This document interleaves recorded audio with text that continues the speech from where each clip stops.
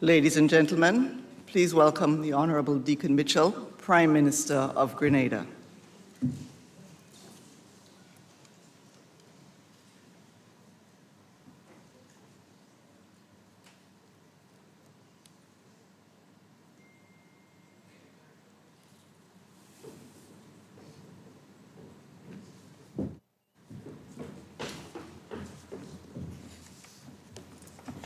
Welcome, Mr. Prime Minister.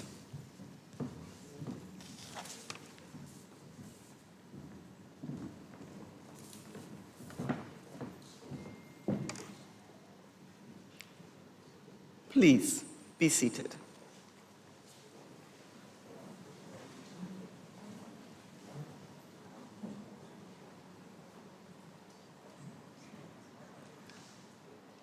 Honorable Deacon Mitchell, Prime Minister of Grenada.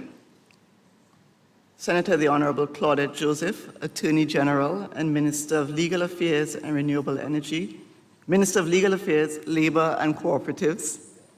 Honorable Carriacou James, Minister of Climate Resilience, the Environment and Renewable Energy. Senator the Honorable Decimo Williams, President of the Senate. Dr. Francis Alexis, King's Counsel. Dr. Sir Lawrence Joseph and Lady Anande Trotman Joseph. Ambassadors Dr. Trevor Lane, Mr. Terry Forrester. Judges of the High Court of the Eastern Caribbean Supreme Court. His Lordship, Mr. Justice Glasgow, and Her Ladyship, Madam Justice Agnes Actie. Members of the Magistracy, Chief Magistrate, Ms. Francine Foster. Other members of the Senate, members of the House of Representatives. Permanent Secretary, Ms. Perron Joseph. Other heads of government departments, including any chief technical officers of departments. Mr. Derek Sylvester, President of the Grenada Bar Association. Persons in our online audience, members of the media, before I forget, Chairman of the Public Service Commission, Ms. Deborah St. Bernard. Members of the media, colleagues, ladies and gentlemen. Good evening, everyone, and we apologize for the slightly late start. My name is Shireen Wilkinson, and I'm honored to be your moderator for this evening's 19th Sir Archibald Nedd Memorial Lecture. The lecture is under the theme, Reparations, Republicanism, and the Rule of Law. What next after 50 years of independence? Reparations and republicanism are two topics that have engaged our minds for quite some time now. And as Grenada moves towards 50 years of independence, the Grenada Bar Association has found this Sir 19th Archibald Nedd Memorial Lecture to be the most appropriate time to have an exciting and engaging lecture to be delivered by our featured speaker, the Honorable Deacon Mitchell, Prime Minister of Grenada. Following the Prime Minister's address, there will be a short interactive session with you, the members of our audience. But before we start, we have two housekeeping notes. We ask that you please be courteous to other members of the audience and keep your mobile phones on mute or vibrate. If you must make a call or take a call, we would be grateful for you to do that on the outside and then come back in. And in our interactive session, we ask that you please raise your hand if you want to ask a question, and the microphone will either be brought to you or you can come up to the microphone in the aisle in an orderly manner. Distinguished guests, ladies and gentlemen, colleagues all, as we start this evening's proceedings, we invite Pastor Gerard Keynes Douglas to lead us in prayer. May we all please stand. Stay standing right after for the national anthem. So, good evening, ladies and gentlemen all. Let us pray. And just before we do, the Word of God says, by His mercies we are not consumed. His mercies are new every morning. Great is his faithfulness. So may the morning bring forth news of his loving kindness and tender mercies, and may he guide us in the path we should go. Let us pray. Heavenly Father, we thank you for your kindness and your love. We give you thanks that you have blessed us in this nation and in this region with a season of peace and well-being and harmony. And today, O Lord, after these 50 years of nationhood, our legal system, we thank you, has grown and developed to be a fair display of justice for our people. We thank you for the legal minds that have shaped the judicial system. May their legacy continue to blossom, motivate, and influence legal practitioners as they prepare the way forward and shape the pathway for those that will follow. Lord, we want to thank you for our legal fraternity in this nation, for its commitment to high standards of justice and fair play and a functional legal system. Let this lecture today, O God, sharpen their skills and deepen their commitment to uphold the finest virtues of the legal profession. So we pray for our Prime Minister as he delivers and reminds us and makes us cognizant of the struggles of our people over the years, of the state of play in the world today, where we are as a nation, and the way forward in the rule of law. And so, oh God, we ask that you would cover him and you would bless this nation as we contemplate these salient truths and issues that will shape our future. Father, we just thank you for the bedrock principles upon which the sacred profession has been built and thrive. So we pray for our Minister of Legal Affairs and Attorney General. We pray for all the functionaries of that ministry. We pray for our justices and magistrates, and Lord, all of the court representatives and the registry, and all members of the legal fraternity. We thank you for them. And we ask that, oh God, your presence would be felt here tonight. Your people would sense direction for the way forward, and you would bless this endeavor, and you would give grace, and your presence would fill this place. For we pray, giving you thanks in Jesus' wonderful name. Amen. And now the Lord bless you and keep you. The Lord make his face shine upon you and be gracious unto you. And may the Lord lift up his countenance upon you and give you his peace, now and forevermore. Amen.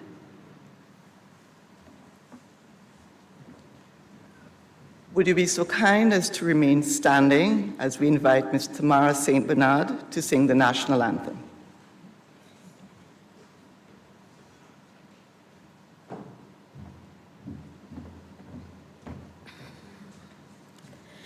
Hail, Grenada, land of ours, we pledge ourselves to thee. Heads, hearts, and hands in unity to reach our destiny. Ever conscious of God, being proud of our heritage, may we with faith and courage aspire, build, advance as one people, one family. God bless, God bless, God bless our nation.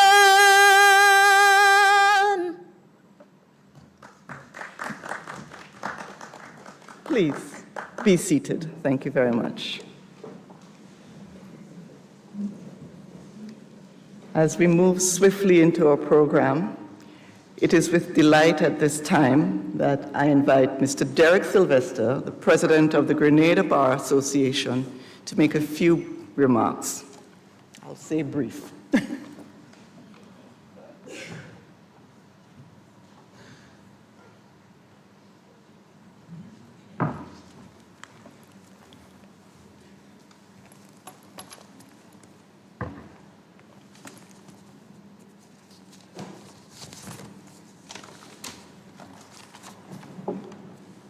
Honorable Deacon Mitchell, Prime Minister of Grenada,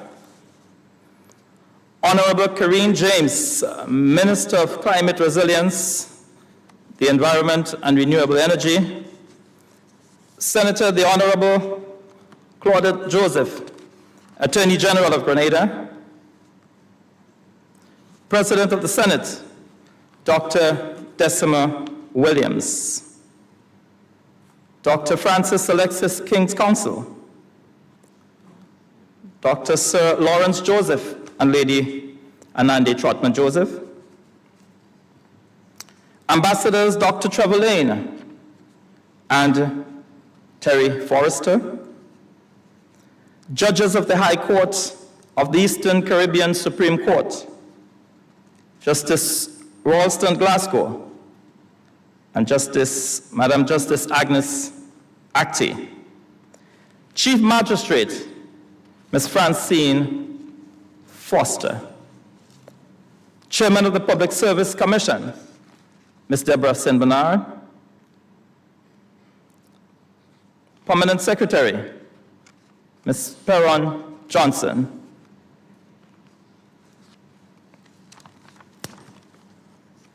our Press Secretary, I think I see her here tonight, Ms. Neela Etienne, persons in our online audience, members of the media, colleagues, ladies and gentlemen.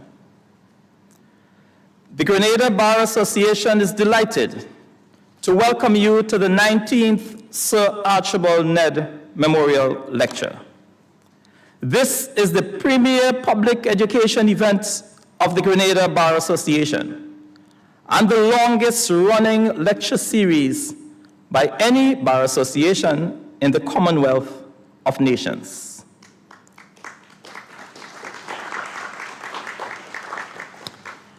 Of this, the Grenada Bar Association ought to be exceedingly proud. The lecture series was launched by the Grenada Bar Association in July 1996 in memory of Sir Archibald Nedd, former Chief Justice of the Supreme Court of Grenada, as it then was, and who transitioned on the 20th day of June 1992. The first lecture was delivered by Mr. Joseph Archibald, Queen's Counsel, then President of the OECS Bar Association. To date, 18 lectures have been delivered so far, and we're about to witness the delivery of the 19th. We have been fortunate enough to have had distinguished presenters, including Prime Ministers Mia Mottley from Barbados, Ralph Gonzalez from St. Vincent, and Dr. Kenny Anthony from St. Lucia. We also had the present President of the Caribbean Court of Justice, Mr. Adrian Saunders, and past President, Mr. Dennis Byron. Last year, our featured speaker was our very own Chief Justice, Dame Janice Pereira, DBE, LLD, who delivered last year's lecture on the topic, Mob Justice versus Real Justice, Sentencing, Social Media, and the Rule of Law. We reiterate, the purpose of this lecture series is a noble one. It affords the Grenada Bar Association an opportunity to contribute in a meaningful way to the education of the public on matters of a legal nature which may stimulate public interest. In fact, the public quest for knowledge and insight has been the catalyst for the generation of topics and the identification of speakers over the years. And this year is no exception. We have covered a range of topics, including insurance law, which was topical post-Hurricane Ivan, sentencing, social media, and the rule of law, enhancing the rule of law and justice in the Caribbean, 50 years of the Eastern Caribbean Supreme Court. Tonight, we have the distinct honor of presenting to you our brother and colleague, the Honorable Deacon Mitchell, Prime Minister of Grenada, to deliver this year's lecture on the topic, Reparations, Republicanism, and the Rule of Law. What next after 50 years of independence? This year's topic was chosen because reparations and republicanism are topical issues being discussed in the region and around the world, together with our impending 50th year anniversary celebration, a milestone to be celebrated and a good time to reflect on the past, present, and future. For those who cannot remember the past are condemned to repeat it. Likewise, the past cannot be regained, although we can learn from it. The future is not yet ours, even though we must plan for it. Time is now. We have only today. Our Honorable Prime Minister is best placed in his position to expound on this topic. The current executive of the Grenada Bar Association has continued with the mantle of promoting public legal education and have accomplished a number of goals during our stint. To date, we have been successful in hosting the 18th Sir Archibald Nedd Memorial Lecture, Law Week 2022 and 2023, together with radio and television programs seeking to educate the public on legal issues. Last year, in this same location, the Bar Association issued a clarion call to the powers that be to invest more resources in our justice system, the building of a House of Justice, improvement of our registry facilities, and clearing of the backlog of transcripts to enable the processing of appeals. The present state of the deeds and land registry is untenable and must be addressed urgently. We commend that consideration be given to a land registration system in Grenada. This would aid in the reduction of property disputes and the proper demarcation of boundaries. The court dockets are replete with these cases. However, it is not all doom and gloom, for we have had some successes. We have seen the introduction of the e-litigation portal, which has resulted in a high level of efficiency in the filing and processing of court matters. This has greatly reduced the use of paper, as filing is now done electronically. The World Wildlife Fund and other like conservationists, I'm sure, would be happy. Also, the publication of the revised Civil Procedure Rules 2023 is another milestone to be celebrated. With the advent of Judicial Settlement Conference, wherein a judge can give a preliminary determination of the matter as an aid to its speedy disposition. We take this opportunity to commend our diligent and hardworking judges, magistrates, court and registry staff, who, despite the challenging circumstances under which they function, continue to accomplish their tasks. Let the record reflect that the Grenada Bar Association commend, congratulate, and appreciate each and every one of you. The Grenada Bar Association pledges and reaffirms its commitment to supporting the advancement of the justice system here in Grenada and beyond. Finally, we will continue in our mandate to empower, educate, and uplift our people through public legal education. For education is liberation. Thank you.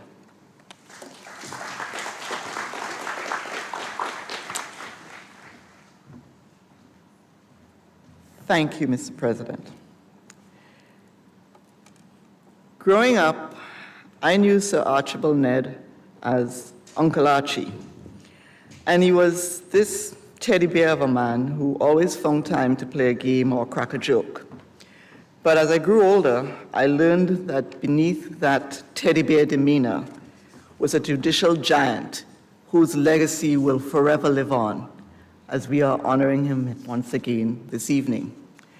With those few words on Uncle Archie, as I knew him, I invite Mr. Francis Paul, the Vice President of the Grenada Bar Association, to give you a deeper understanding of Sir Archibald Nedd as he delivers his biography.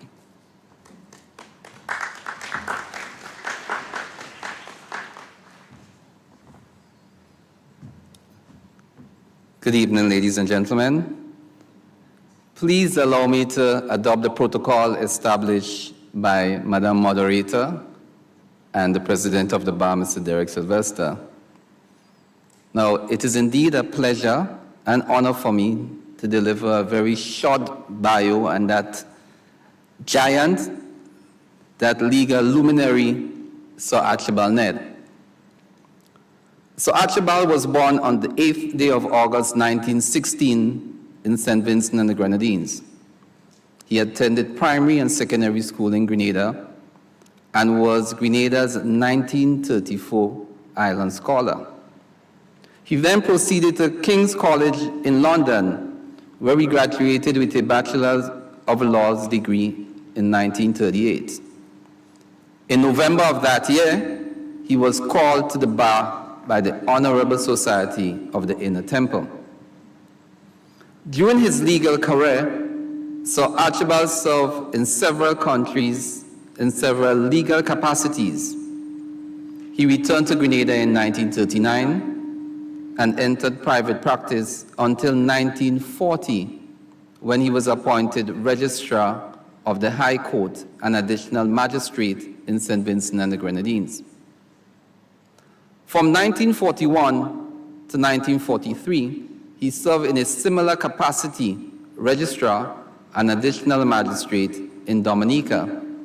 And from 1943 to 1944, was Magistrate in St. Lucia, where he also acted as Attorney General, a position that was then known as Crown Attorney. During the period 1944 to 1949, Sir Archibald worked in Dominica as Crown Attorney. In 1949, he took the decision to go to Africa and would remain there in Nigeria for the next 25 years. First for a 4-year period, 1949 to 1953, in the service of the government of Nigeria as magistrate with full powers, and then from 1953 to 1970, when he was engaged in private practice in that country. He then returned to the service of the Nigerian government for the next 4 years, until 1974, serving in the capacity of State Counsel and legal draftsman. In 1974, Sir Archibald returned to the Caribbean and was appointed puisne judge of the OECS Supreme Court and posted to Antigua, where he served for 1 year, after which he was transferred to his native Grenada, where he served from 1975 until 1979. We all are aware of the well-known events in 1979, and following the removal of Grenada from the OECS Supreme Court, Sir Archibald was then offered by the government and accepted the position of Chief Justice of the Supreme Court of Grenada. He served in that capacity until 1986, when he retired. In 1984, he was knighted by Her Majesty the Queen Elizabeth. Sir Archibald Nedd passed away on the 20th day of June 1992 after a long illness at the Queen Elizabeth Hospital in Barbados. Now, as the President said earlier, the Sir Archibald Nedd Lecture Series was launched in his memory by the Grenada Bar Association in July of 1996, with the first lecture delivered by Mr. Joseph Archibald, QC, then President of the OECS Bar Association. To date, as we heard before, 18 lectures have been delivered, with this lecture this evening being the 19th lecture. Our law library, which is not as functional as we would like it to be, was also named after Sir Archibald. Sir Archibald's memory obviously lives on and would continue to live on in the delivery of this distinguished lecture series. Thank you.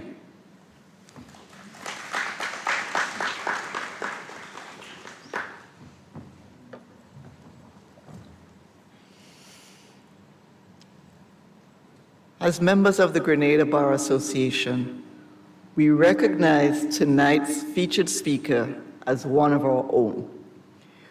We proudly claim him as our colleague, and all of us are honored to call him our friend. And we thank him for taking time out of his busy schedule to deliver tonight's feature address.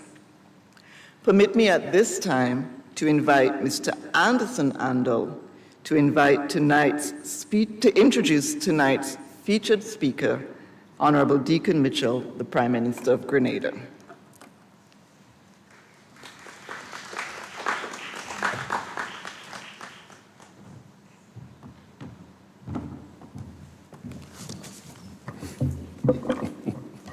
Thank you.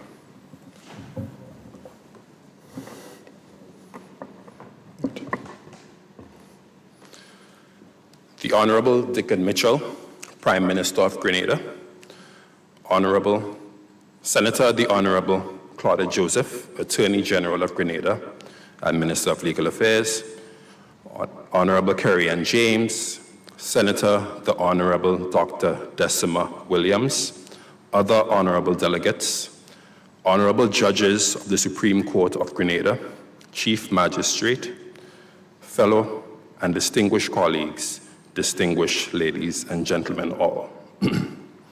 It is my immense pleasure this evening to introduce our featured speaker, the Honorable Deacon Mitchell, Grenada's 9th Prime Minister and a fellow colleague in legal practice to many of us present here tonight. A man of humble beginnings, Deacon Mitchell's story is one of distinction and success, forged from hard work, determination, and a deep desire for betterment. He began his service to Grenada in 1996, serving for 2 years as a teacher at his alma mater, the Presentation Brothers College. This 2-year stint allowed him to appreciate the full spectrum of the educational experience in Grenada and cemented his desire to do more by advocating for the educational advancement of all Grenadians. In 1998, he enrolled at the University of the West Indies in pursuit of a law degree. After completing the Hugh Wooding Law School in Trinidad, his commitment to serve Grenada brought him straight home, where he commenced his law practice at the law firm of Grant Joseph & Co., where he immediately distinguished himself as a formidable lawyer representing many individuals and business entities. 3 years later, he would go on to acquire the law firm of Grant Joseph & Co. In 2016, Deacon Mitchell opened another law firm, Mitchell & Co., a maneuver strongly influenced by his vision to create more employment for young and upcoming lawyers. His ambitions having been always tethered to the desire to give back, and as such, he never divorced himself from the community. His collective experiences as a teacher, lawyer, mentor, and youth advocate shaped his commitment to Grenada and motivated his decision to enter the political arena. On June 23, 2022, only 8 months into his political career, Deacon Mitchell led his party to victory, and he was sworn in as Prime Minister of Grenada on the 24th June 2022. As Prime Minister, the Honorable Deacon Mitchell is working with his cabinet of ministers to move Grenada forward, building the foundation for an equitable society that takes pride in its culture, heritage, and identity. Ladies and gentlemen, Please join me in raising a round of applause as we welcome to the podium our featured speaker, the Honorable Prime Minister, Dickon Mitchell.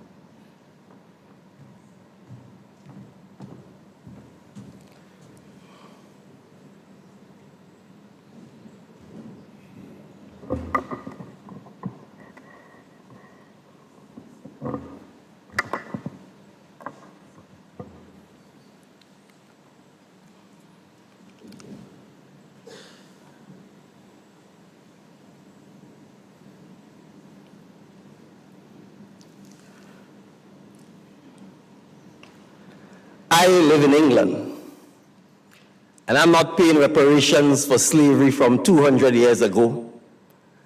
The reasons are clear. One, my ancestors were slaves under the Romans, the Vikings, the Normans. I'm not crying about reparations from Italy, Scandinavia, or France. I'm glad my ancestors were slaves. I'm sorry for their troubles.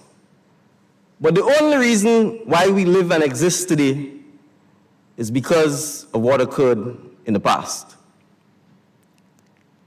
It is naive and ridiculous to view history that way.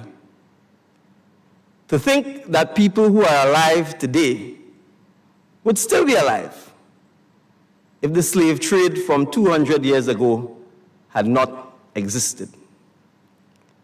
Your prime minister would not be alive.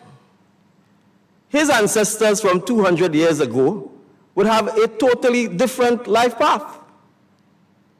He owes his existence, along with the rest of all of us, to what choices our ancestors made or didn't make. Why pick on us all the time? Loads of Africans were involved in it. It was way too dangerous for Europeans to travel too far inland because of diseases. The slaves were captured and brought to the ports by their fellow citizens. What about all the Arab slavers too? Every year, we pump $120 billion into countries, including probably years in foreign aid. I would stop that in a heartbeat if I could. I am fed up with being milked. Don't just delete this. Please pass it along to him. He's got the time. I saw his video about this on YouTube. Thanks, Robert. August 26, 2023, 4:19 p.m. From Robert to me. Good evening, distinguished ladies and gentlemen. I feel humbled to be asked to share some thoughts on the topic chosen for this evening's lecture. I say thoughts because I'm mindful, having participated in this lecture series for perhaps 17 or 18 of the 19 years, that at 7 o'clock in the evening, you probably don't want to be lecturing anybody. So I will share some thoughts. There are instances when I will indicate that it's my own personal opinion, and there are instances where I'm simply giving you views in the hope that we can have a conversation about reparations, republicanism, and the rule of law. The 3 R's: reparations, republicanism, and the rule of law. And it's perhaps not lost on me that the fourth R, Robert, who I just quoted to start the conversation, also starts with R. What next after 50 years of independence? I will leave reparations as the last bit to talk about. I will spend a little time on the rule of law, republicanism, and then reparations. I'm mindful that we have quite a few lawyers in the audience, but I'm also mindful that there are many non-lawyers in the audience. And I think I've quickly forgotten what it is to be a lawyer, so I would try to speak in as plain terms as I can on this concept of the rule of law.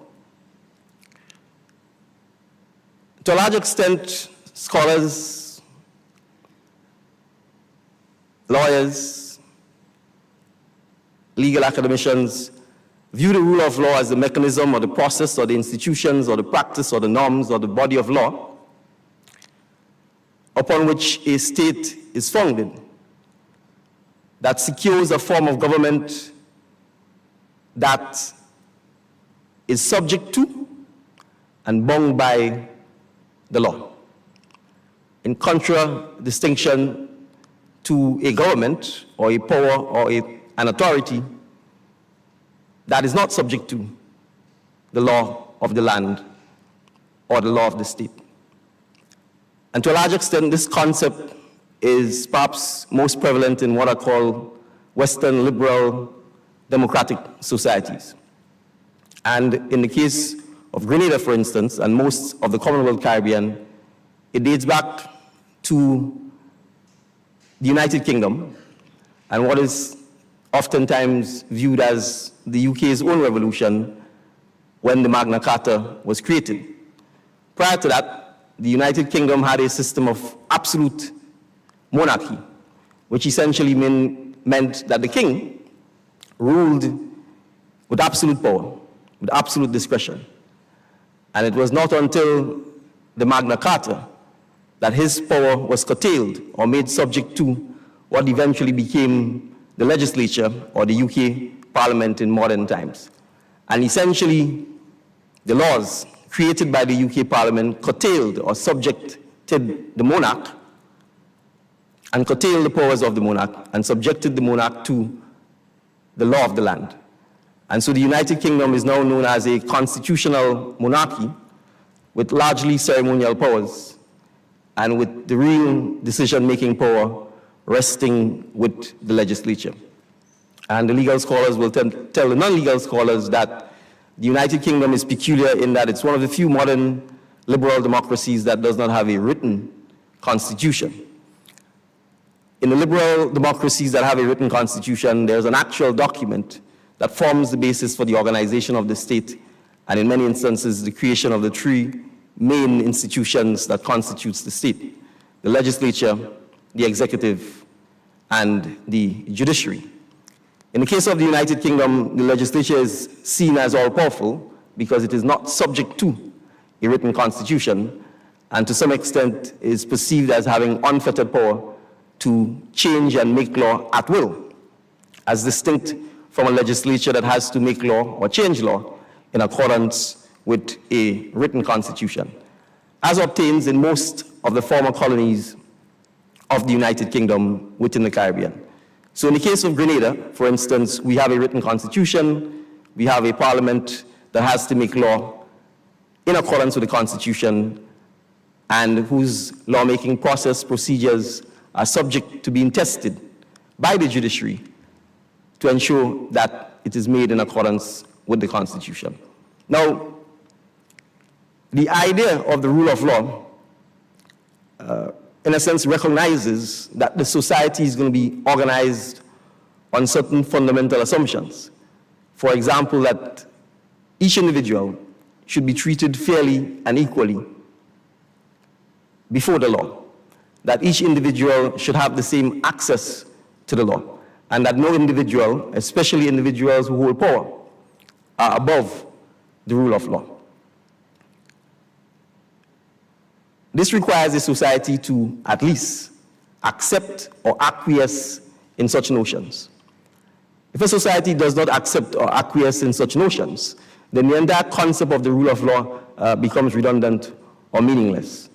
And to some extent, Grenada is unique in the Caribbean in that Grenada had a system of governance and lawmaking, if we may call it that, for a period post its independence, which did not subscribe to this idea of a constitution, and perhaps did not subscribe, in some respects, to this idea that the society, and in particular the government, should be subject to this Western neoliberal concept of the rule of law. And so between the period 1979 to 1983, Grenada essentially was ruled by decree. And a decree is essentially a proclamation by anyone or any group of persons who have authority or the ability to, in fact, so proclaim and to ensure that the proclamation is enforced. And so we would recall that between 1979 and 1983, Grenada and the lawmaking power was vested in the Prime Minister Maurice Bishop and the Cabinet of Grenada. And I'm sure you would recall that the very first act, the very first proclamation, the very first decree was in fact to suspend the Constitution. And from then on, all of the laws that were passed were known as People's Law number 1, number 2, number 3, etc. Now, there are certain advantages to decree and proclamations. It's fast, it's effective, you don't have the constant back and forth, and more often than not, you can get things done at a far more efficient rate than under a parliamentary system. And so I'm asking the question, 50 years after independence, has the time come for us to seriously ask ourselves whether the concept of the rule of law, which exists in a Westminster-style democracy, which we have, is suited for a small nation-state like Grenada? Or are we better off with a system that allows those in power, we can talk about how they get to power, but those in power to rule by decree, to legislate by decree, to govern by decree? I've given some examples of the advantage of that. Its effectiveness, its swiftness, in many instances its certainty, and then followed up oftentimes by action. And so those who lived through the period of 79 to 83 can perhaps testify as to why that government was able to implement particularly its social programs and social policies at a rate far quicker than any government perhaps has since been able to, or any government did before. So I leave that question of what next and the conversation for us to have a bit later. But it's interesting because critics of this whole concept of the rule of law will point out that who is in power is perhaps more important than how they get into power. You see, the rule of law potentially spends a lot of time about the process by which one gets into power, rather than the question of whether the right people are getting into power. Because the wrong people could get into power perfectly legitimately. And what becomes of the society, what becomes of your country, is another question. And the world is replete with examples of persons who have gotten into power and who have governed and who did so perfectly under the rule of law. But their governance and how they've governed has been absolutely detrimental to the society that they govern. So there are many countries around the world which arguably does not subscribe to the notion of the rule of law as a basis for the establishment or the governance of a state or a society. And objectively, you may very well find that their citizens may in fact still have a better quality of life and may still enjoy greater freedoms than societies that are premised on the concept that the nation state must be governed by the rule of law. The rule of law also assumes, under Westminster parliamentarian-style democracy, that there will be an effective separation of powers, that the people who legislate, the people who are in the executive, and the people who are in the judiciary are going to be separate, are going to be distinct, and will carry out their functions distinctly.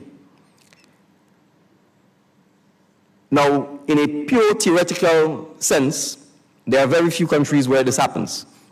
Perhaps the United States of America is a classic example where it does happen. The people who sit in the legislature are not the people who sit in the executive, and the people who sit in the executive are not the people who sit in the judiciary. And they carry out their functions, all things being equal, independent of each other. In Grenada and many Commonwealth countries, that is not the case. The people who sit in the legislature and are the majority are the same people who sit in the executive. So there is no real or true separation of the legislature from the executive. And the idea that the people who sit in the executive are accountable to the legislature is in many instances a complete and total myth. And again, Grenada has proven this exception 3 times. In our post-independent history, we have created history by electing no opposition in Parliament. The effect of which is that the legislature became the executive and the executive became the legislature, certainly at the lower house of Parliament. And so even if you have the concept of the rule of law and the concept of the separation of powers, in reality, with no opposition in Parliament, there's no one to hold the executive accountable. There is no one for the executive to account to. And so the idea that there is a check on the power of the executive essentially becomes that of a myth. And so you could, in fact, even under a society that talks about the rule of law, that talks about the separation of power, end up, as we did, in a situation where the executive, save for the potential check that the judiciary may have on their lawmaking or on the decision-making via judicial review, that the executive could, in fact, end up with absolute power or near absolute power. Because with a 15-0 majority in Parliament, you could create an absolutely new constitution, save for perhaps that one check of a referendum. And I see the Attorney General smiling. So I say this to say, if you had an executive that was popular enough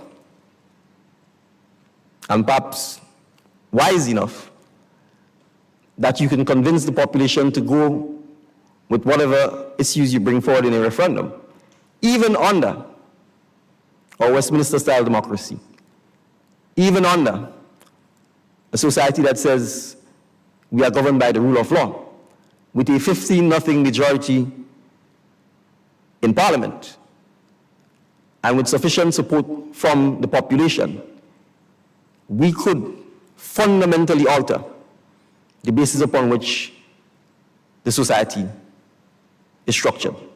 And that includes eliminating, for example, the independence of the judiciary. So that is why I raised the question of, even in the context of the rule of law, even in the context of a Westminster-style democracy, if that creates a situation where you could, in fact, have absolute power in the hands of the executive and the legislature, whether the time has not come for us to seriously have a conversation as to whether or not that system of governance is more farcical than real. So I will leave that question for the what next 50 years after independence. This issue of republicanism is often spoken of in the context of breaking the chain or the link with our colonial past. And our Constitution clearly says that the Governor General is representative of Her Majesty, or in this case, His Majesty. And it's interesting because the Constitution does not explicitly say how the Governor General is to be appointed. It says who appoints the Governor General, but the how is left to convention. And the convention is that the Governor General is appointed on the advice of the Prime Minister. Our Constitution has around 61 references to the Prime Minister. It has 113 references to the Governor General. And the idea that we should become a republic, or the idea of republicanism, certainly in the Caribbean, has to a large extent been a conversation about removing the office of the Governor General and replacing it with that of, in brackets, a president. But does that really make a difference? My personal opinion is that it does not. And frankly, for small states, to me, it is cumbersome, expensive, and undemocratic. The separation of the head of state from the head of government is something that small islands can ill afford. Grenada spends approximately $1.7 million every year on the office of the Governor General. In 10 years, that's $17 million. In an island that struggles to meet the health needs and the education needs and the infrastructure needs of its citizens. Almost all of what is assigned to the Governor General can be performed by other offices that, in addition, provide real and substantive services to the people. And I can easily point out, for example, the Chief Justice or a judge of the High Court could easily perform all of the roles for the swearing in and all of that that is assigned to the office of the Governor General. But more fundamental, the idea of republicanism is that the head of government should be elected by the people and not be accountable to the legislature, but be accountable to the people. So in the United States, for example, the head of government, who is also the head of state, because there is no ceremonial president, is elected directly by the people. Albeit some may say that the electoral college is not direct election.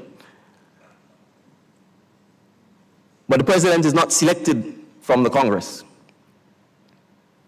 In our system, the Prime Minister is in fact selected from the Parliament by the Governor General. Because if you cannot command the majority in Parliament, you cannot become Prime Minister. And there is no better demonstration of the fact that you can have repeat Prime Ministers who are not elected by the people than in the United Kingdom.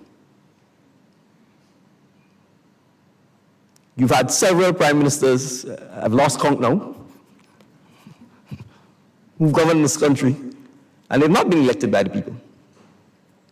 They are effectively made and broken by the members of their party. And so you persist in having a ceremonial head of state, which is stable and handed down, and you have heads of governments who are not elected by the people and who are not accountable to the people, but in effect are accountable to a legislature. And you could have enough backdoor dealings that in fact the people who lead or become the head of government do not reflect the wishes of the people. And so even in the context of a Westminster-style system, one has to argue whether or not democracy actually happens.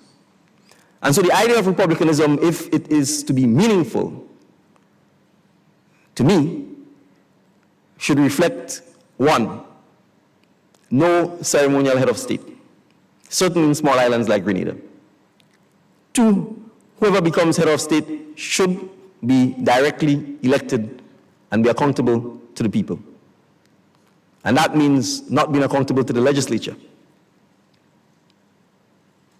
That means the head of state or the head of the executive should be elected by the people.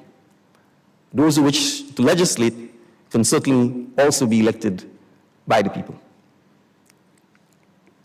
And therefore, a truer form of republicanism is that which obtains in the United States.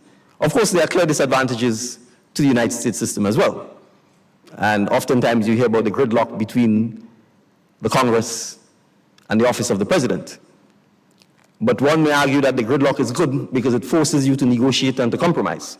And it checks arbitrariness, it checks absolute power, and it forces the parties to work together for the better good of the country. So in many of our Caribbean islands, we've had the conversations about the move to republicanism, Barbados being the latest. But in reality, all that we've done is replace the name Governor General with that of President. Dominica was the first to do it, or one of the first to do it. And similarly, you have a president that is also a ceremonial head of state. But all of the trappings that comes with the Governor General still exist. Trinidad and Tobago has done the same thing. You have a ceremonial president and you have a prime minister. The exception is the Cooperative Republic of Guyana, which in fact has an elected executive president. It also has a prime minister, but the president is the head of state and the head of government. And it's the only Commonwealth or former UK colony that has done so. And so there's an opportunity for us to examine the Guyana model and to see whether it has been effective for Guyana as compared with the rest of us who've continued, in a sense, by still having a parliamentarian Westminster-style system, notwithstanding the fact that we, or some of us, have simply switched the term from Governor General to that of President. Now, in a sense, all of what I've said comes obviously from our history of governance. It comes from a colonial, post-colonial era that goes all the way back to the Atlantic slave trade.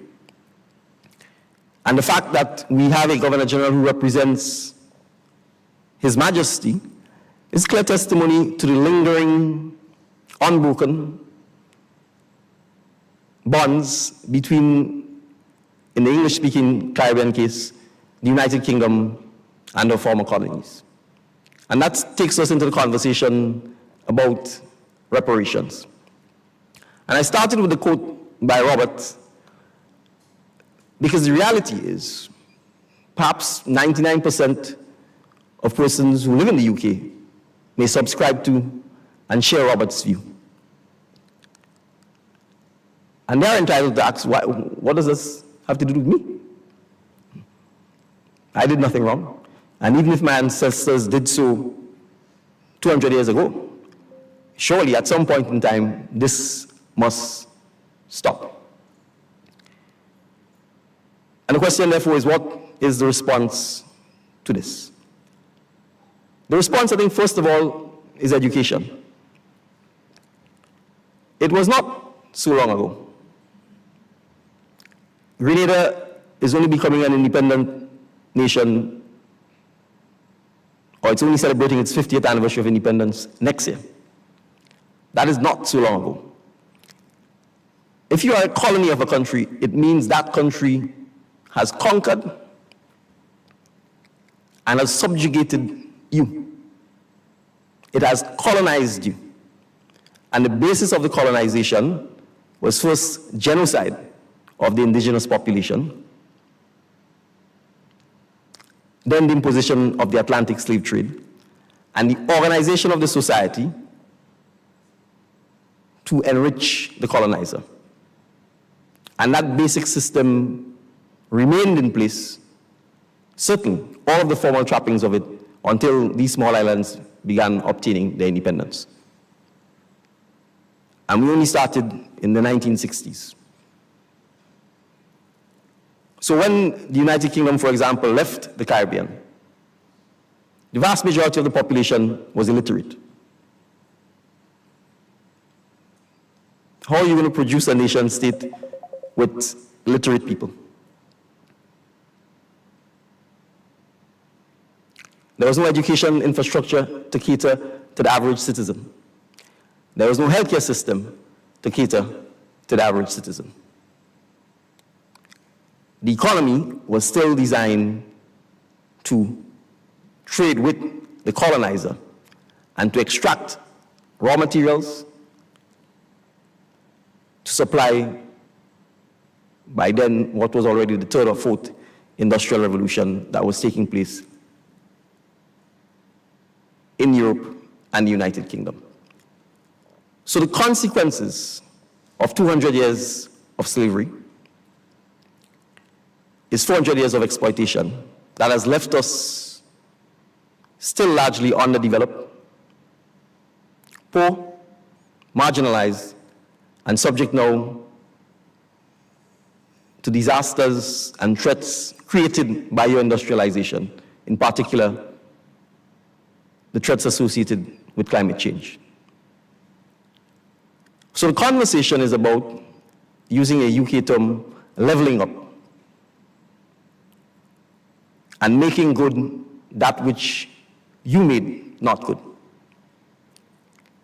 It's a conversation about how do we ensure that, one, something like the Atlantic slave trade never happens again.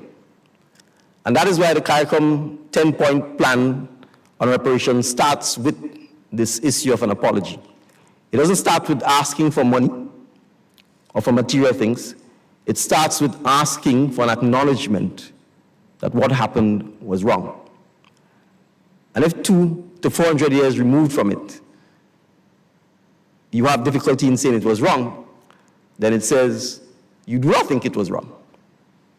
Then it says, if given the chance, it will happen again.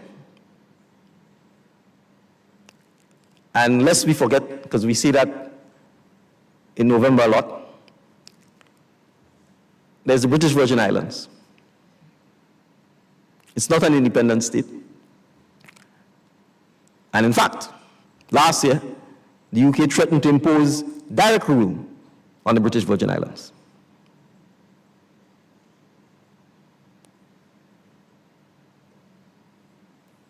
So the idea that colony and colonizer no longer exist, there's clear evidence that it exists. The idea that the inequality does not exist and that we should sweep it under the carpet, there is clear evidence that it exists. And so the conversation about reparations is not a conversation about black versus white. It is not only a conversation about slavery.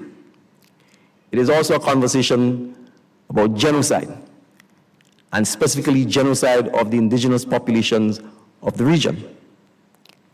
When Europeans visited this region, there were millions of indigenous people alive. Today, there's probably less than 250,000 of them living. They are the most marginalized. They have the shortest life expectancy. They succumb to the most disease and are almost forgotten, including by the descendants of persons who were enslaved. And so we have to appreciate that reparations is not just about descendants of African slaves, but it is also about the genocide that was committed against the indigenous population and the several hundreds of them who are left alive today and who are still paying the price for having been marginalized over the last several centuries. We also need to appreciate that most of the Caribbean countries are heavily indebted because upon attaining independence, they had no resources within which to carry out, for example, the mass literacy programs they needed, to invest in healthcare, education, infrastructure development. So to do so, they borrowed. And they borrowed from multilateral institutions that are controlled by their former colonizers. And they borrowed at expensive interest rates and oftentimes on terms and conditions that destabilize both politically and socially their countries. And now we borrow to rebuild after we get hit by the hurricanes. So when a hurricane wipes out more than 100% of your GDP, as a country, you actually have nothing. In 6 hours, everything goes. And you have to start. And what do? You borrow. And where are you borrowing from? Your former colonizers. So it is not purely a conversation about race. I think we have certainly shown that we are perhaps the most tolerant people on planet Earth. I think most other places in the world could benefit from visiting the Caribbean and learning about tolerance.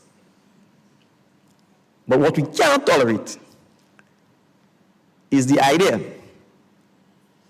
that we should not fight for justice, is the idea that we should accept that notwithstanding that we've gained our independence, that's all that matters, that we've cut you loose and you're on your own.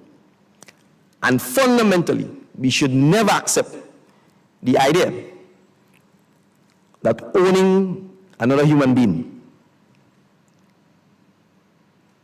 is acceptable.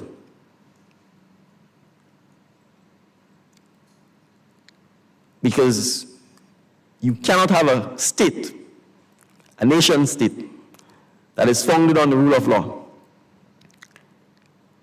that is founded on the basis of equality, if one human being could own another human being. And so when we speak of what next for the next 50 years, the fundamental question is that to remain a nation state, this fundamental premise that slavery, that chattel slavery, specifically slavery based on race or color, is something that should never be accepted or tolerated. And if there's one reason for keeping the rule of law, or if there's one thing that we should enshrine in the rule of law, is that another human being should never be permitted to own another human being, domestically and internationally. And I will conclude by saying the rule of law matters internationally, perhaps even more so than sometimes domestically. Because if not, what you would have is might is right. And it is the same might that is right that led to the Atlantic slave trade.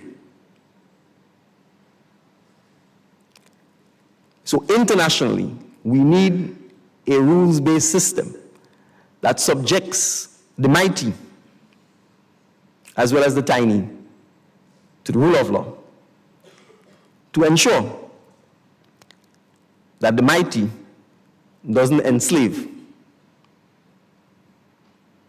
the tiny.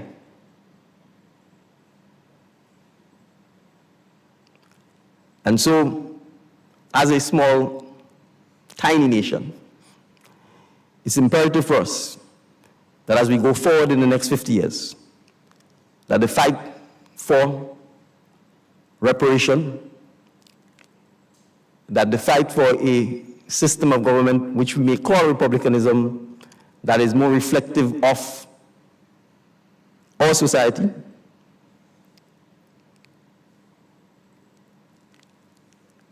and to ensure that the likes of Robert would understand that I'm not trying to milk him. That is because we are tolerant, that he could leave the United Kingdom and come to Grenada, specifically Carriacou, buy land in Carriacou, and have the freedom to express himself in the manner in which he did to me. So, here concludes my little conversation. I'm happy to be part of the discussion. Mr. President and others, thank you very much for inviting me.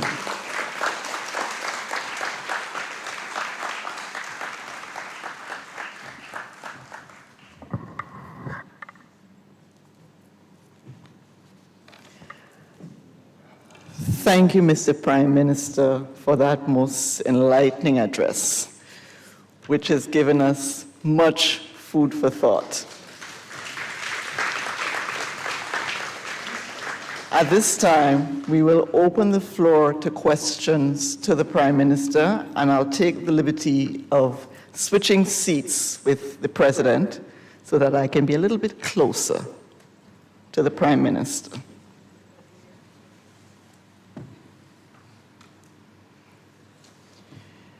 And so we'll open the floor for questions, and in the interest of time and to facilitate as many questions as possible, we ask, I see you, Brother Jerry, immediately. We ask that if you have comments as opposed to questions, we keep the comments for the end, but we keep the questions first. I'll open the floor to you, Brother Jerry. And please indicate by raise of hand so that we can see you, or make your way up to the mic. Thank you. Thank you, grateful, and pleasant good afternoon to my Prime Minister, my President of the Bar, and my colleagues here, and a love supreme to everyone here. Good afternoon, members of the Bar and the general public. Mr. Prime Minister, I wonder what your thoughts are on the lack of democracy, say, for example, at CARICOM. You know, there's a discussion about a Caribbean parliament, and as you know, the framework is actually set out for a Caribbean parliament. You were speaking of the one voice, the single voice within the governance structure, where, for example, the executive can be the legislature and likely marginalize other governing structures within the state. I'd like to hear your comment on whether you think CARICOM, or whether it's not time, rather, for CARICOM to institute a parliament in which all the political players get to participate in decision-making in the region. We can look at the OECS, for example. There's talk of an OECS parliament, but perhaps you put a lot of ink in that milk already, right? With the recent brouhaha in St. Lucia. I don't want to talk about that. CARICOM. It seems that Caribbean leaders themselves get two bites of the apple. They're the leaders at home, they go to CARICOM, they're the leaders in CARICOM with no other voice. I'd like to hear your thoughts about democratizing CARICOM. Thank you. Sure. Thank you for the question. So, I think it really has to do with whether we can get greater political cohesion in CARICOM to actually create institutions like this. So we could use the European Union as an example. You actually have a European Union Parliament, and that, to some extent, that does not take away from the fact that you still have your individual domestic parliaments. It would require politicians, because part of the challenge with our system of politics is that when you're in opposition, you support or you oppose things, and when you get to government, you turn around and the very thing you were supporting, you either oppose, or the very thing that you were opposing, you support. And oftentimes the expediency of wanting to retain power drives almost all of the decision making. So I think we, as a society, we have to get to a point where, and I think that's one of the challenges, and I think it's gotten worse actually in the last 20 or 25 years. You can't change a society only through politicians. In fact, you're probably not going to change it through politicians. We have to get to the point where the rest of the Caribbean civilization, Employers Federation, trade unions, Chamber of Commerce, business groups, students, universities in particular, talk and advocate for the kind of societies we want. I think we all know that the people who have power never give up the power. You, to a large extent, have to take the power from them. So unless we get to a point where there is agitation, where students coming out of university are talking about things like a OECS parliament or CARICOM parliament, the likelihood that a leader will say, let us advocate to lessen or weaken my power, once in a while you may find someone like that. But generally, you get into the system and the system will continue chugging along. So I think we have to get to the point where there's a lot more advocacy coming out of the education system, coming out of the academia, to actually start talking about what kind of Caribbean society we want 50 years from now. We don't have sufficient of these kinds of conversations. We need to have a lot more of that. And I think our universities in particular, now, sometimes people don't like hearing that. But the universities ought to be a hotbed of activism, ought to be a hotbed of ideas, ought to be a hotbed of revolution. I think it used to be perhaps coming out of, in a sense, the immediate post-colonial period, but we are creating universities where all we are frankly preaching is, or it seems to me the underlying value system is materialism, where the first thought is how well I can do materially rather than how well can I change or improve the society. To me, that's what education should do. It should make you want to say, okay, I've reviewed this, this isn't working, we can do better, and let's go in a different direction. So I certainly think conversations like OECS Parliament, CARICOM Parliament, how we decentralize power, how we actually get CARICOM to implement decisions that are made, is the kind of stuff that our universities or colleges should be pushing. Because if you can push those ideas when you're in university, you will get to power someday. And it will be a good opportunity for you to implement the sort of ideals that you were championing. But if our universities are not creating that kind of ideology, then essentially means when you come out, you just fall in line and you continue like everybody else. There was a question from, sorry, sir, there was a question from this gentleman at the back with the white hair. Or is it? Wisdom, Mr. Fisher. Mr. Fisher. Maybe they can just line up. So we go. Yes.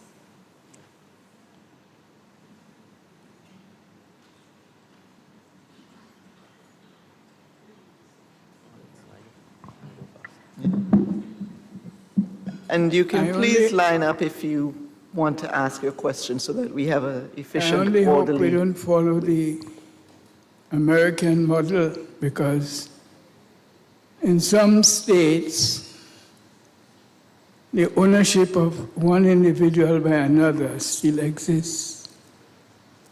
But my question is,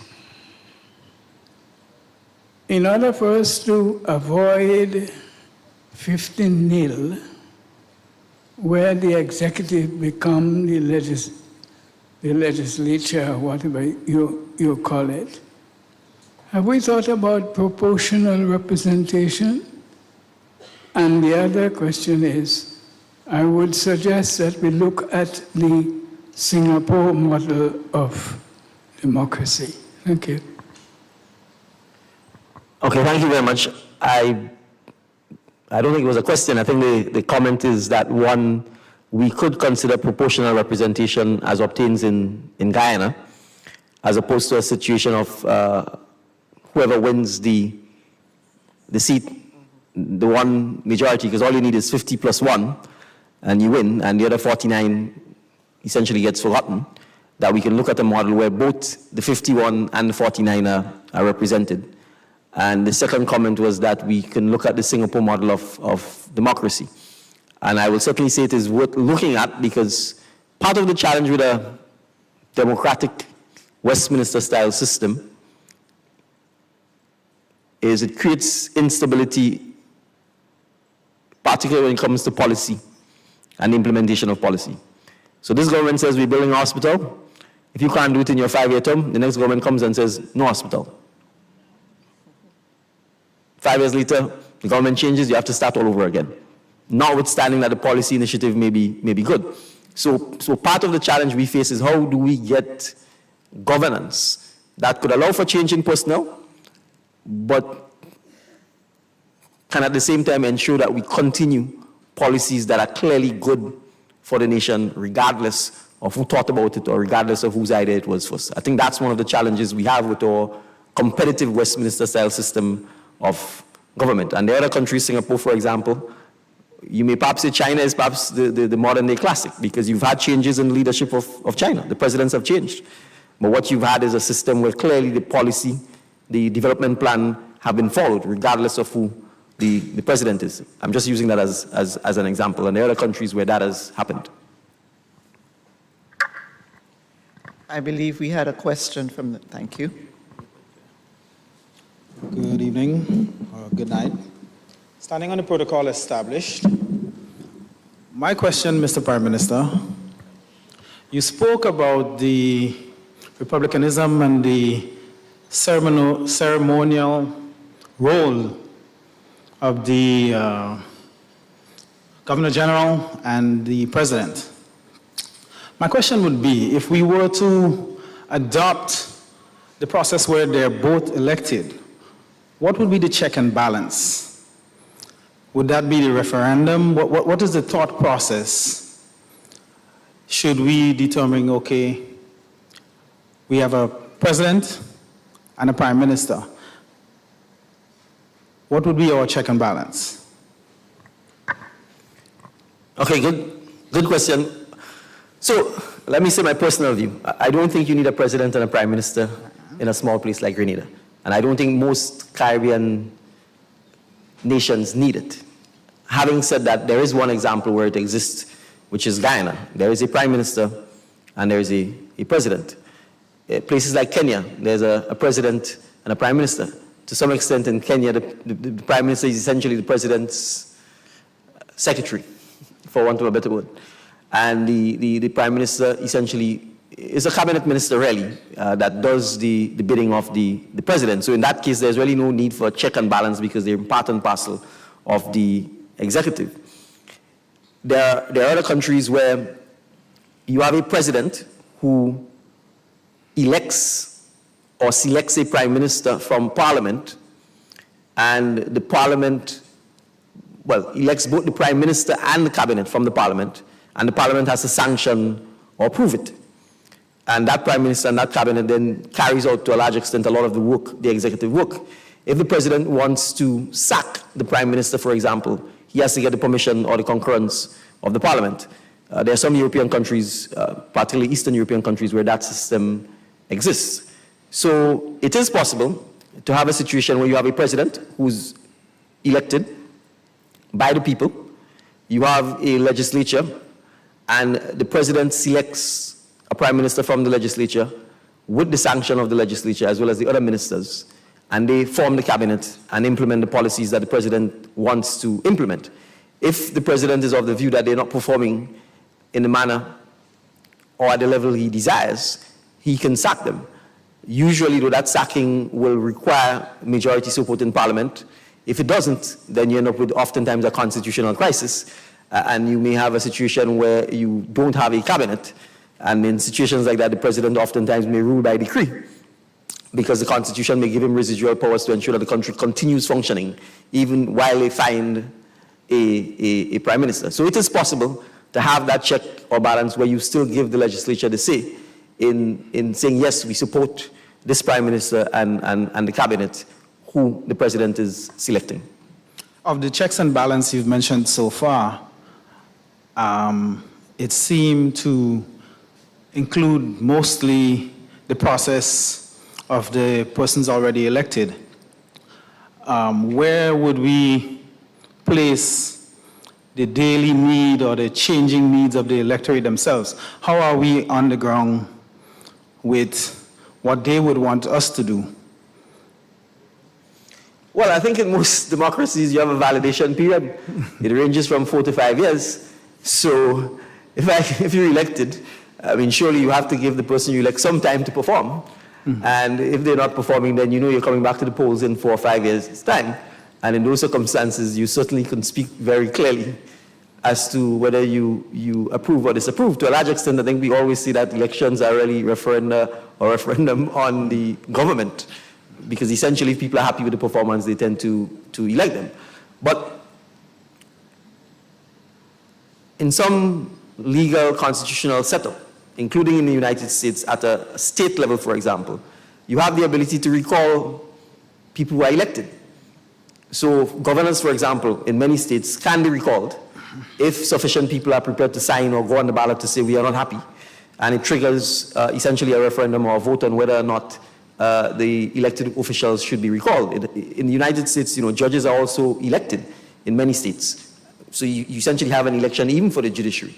And the judicial officers can be recalled similarly if you have persons who are dissatisfied and can get sufficient support. So there are these options that one could consider. The truth is oftentimes they are not something that happens often because you would obviously have to be able to galvanize and get sufficient support for it to happen. And then it's one thing to recall. When you recall a person, oftentimes the deputy or the person underneath will then have to serve until you can then have a fresh election to elect someone. So there is that possibility. And I'm sure if the population of Grenada and the Caribbean, and if we continue to have public conversations about the type of governance structure that best suits us, questions about whether we should have built into our constitutional or legal framework the ability to recall elected officials is something that we can certainly have a discussion on.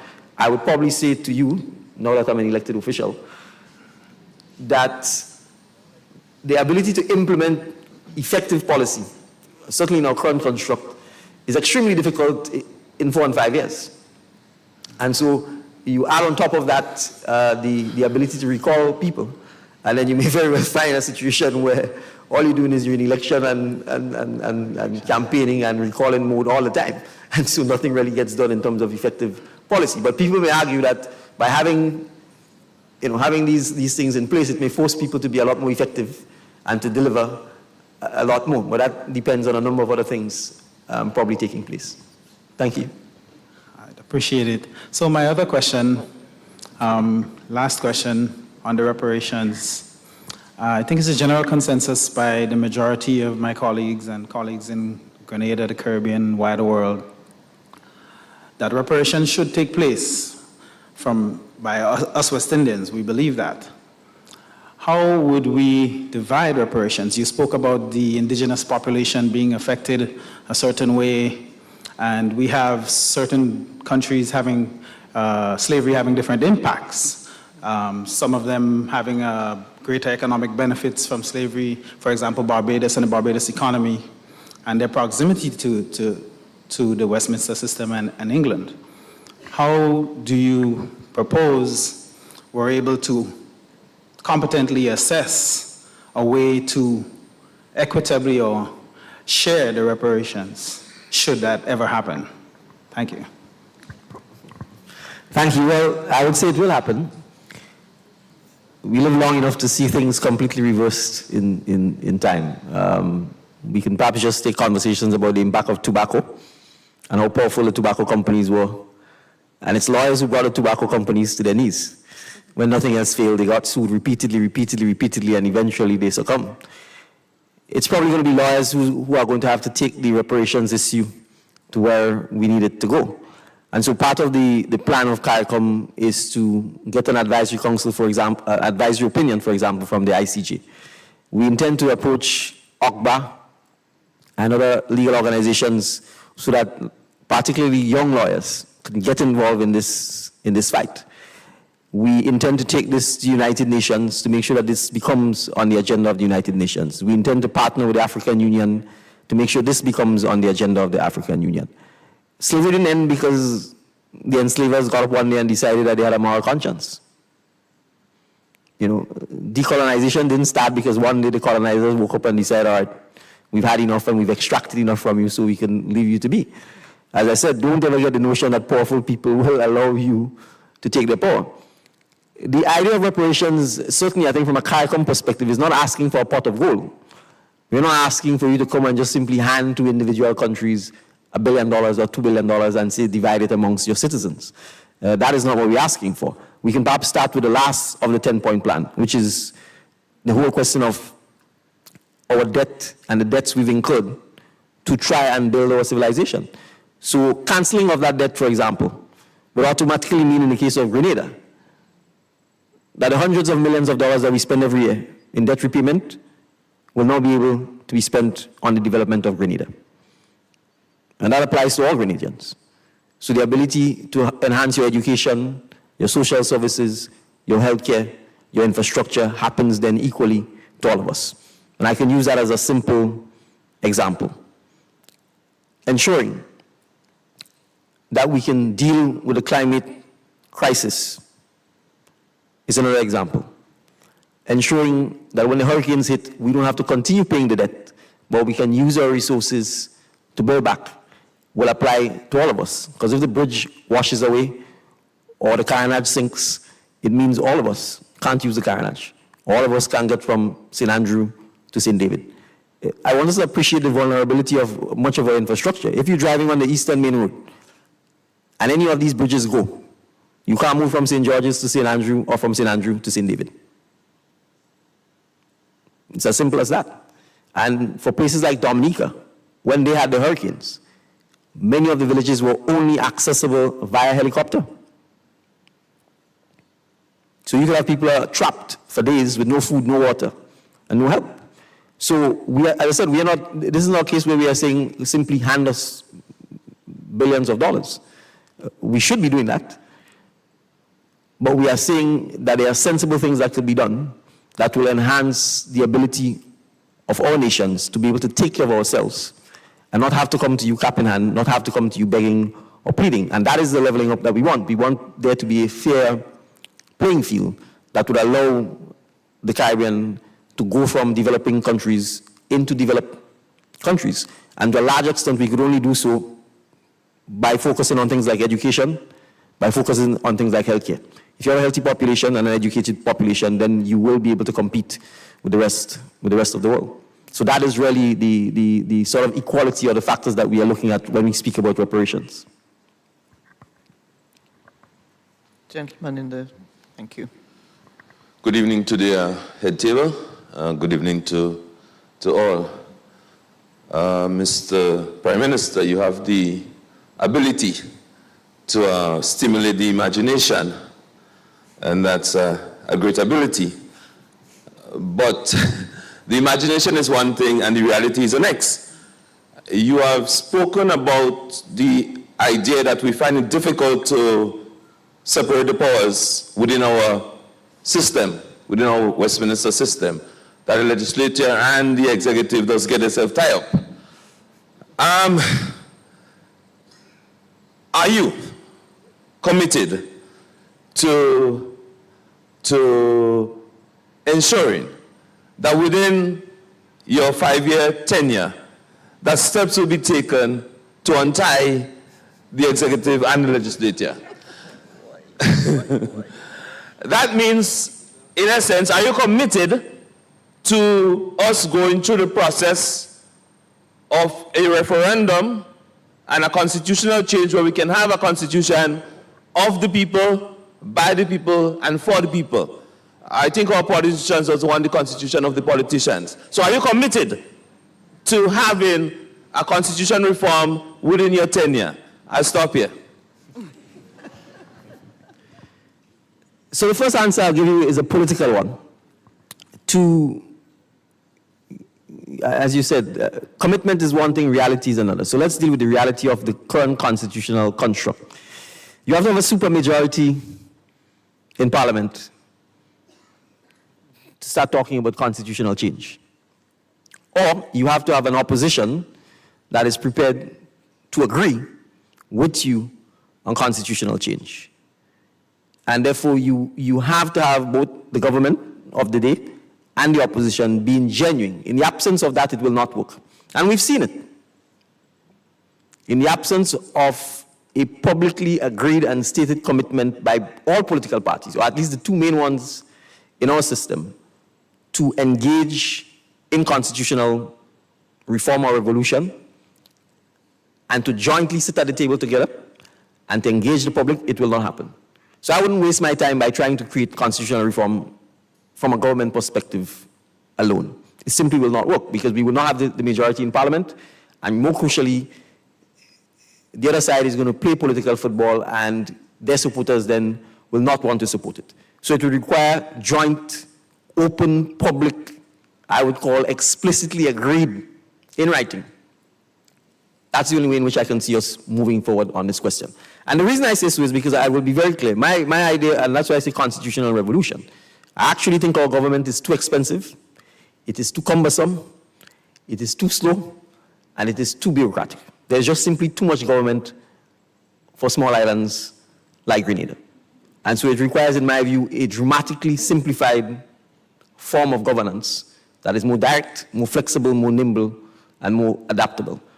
With all due respect, all of I mean, for example, we have a bicameral legislature. Upper house, lower house, completely separate. Their processes are separate. And I'll give you a simple example. So to pass a bill, if you had one house, everybody's sitting, you debate, the majority say yes, we move. We don't have this system. In the lower house, we debate, the majority say, okay, we're ready. You have to send it up to the upper house. That could be a month, it could be 2 weeks, it could be what have you. You have the back and forth. If it then passes muster, it could come back down to the lower house. By then, if the politicians in government are busy, etc., they can't put it on their schedule. Parliament doesn't sit for another 3-4 months. Whatever policy initiative you're trying to get, that gets thrown by the wayside, something else takes it over. So the reality is, in my view, the constitutional change is not really a conversation about replacing the Governor General with the President. Barbados has done that, and what has happened? Nothing. Trinidad has done it, nothing. We all face the same challenges. It's probably worse to pass legislation in places like Trinidad or Barbados than even in Grenada. So the constitutional change, the conversation about the constitution by and for the people requires, in my view, deep fundamental conversations. It requires education, and it requires providing options. It requires actually saying to people, there's the Westminster style, there's the American style, there's the Singaporean model, there's the Chinese model, there's the PRG model. Let us talk about all of them, let us educate ourselves about, and then decide whether one or combination of them is better suited for us. That requires deep educating, public consciousness, and a willingness for the political parties to sit down face to face together and have those conversations. If that is not going to happen, we probably would have 200 referenda and nothing will pass, because whoever is in opposition will say, I am supporting it because they just don't want the government to achieve something, and when the government goes into opposition, they will continue the same thing. So I have said this, so my answer is it is unlikely in 5 years, well, no, it's 3.5 years, that the question of what I call constitutional revolution will get to a ballot box issue. But from an education point of view, and from having the conversation about what type of government we need for Grenada over the next 50 years, I'm happy to have the conversation and to be an advocate for that process. And I hope you will be an advocate for that process too, sir. I believe we had another question from the back. Good evening. I have a comment rather than a question, so should I wait or? Proceed. All right, thank you. I'd like to say thanks to the Prime Minister for his presentation, but I also like to say thanks to the President of the Bar, that's Mr. Derek, and also to the person who introduced the Prime Minister, Mr. Andel. Mr. Derek spoke about the need for us to act today. I'm also very much heartened by the Prime Minister speaking about our indigenous heritage. It is something that we tend to sometimes throw away, and we don't really tend to appreciate.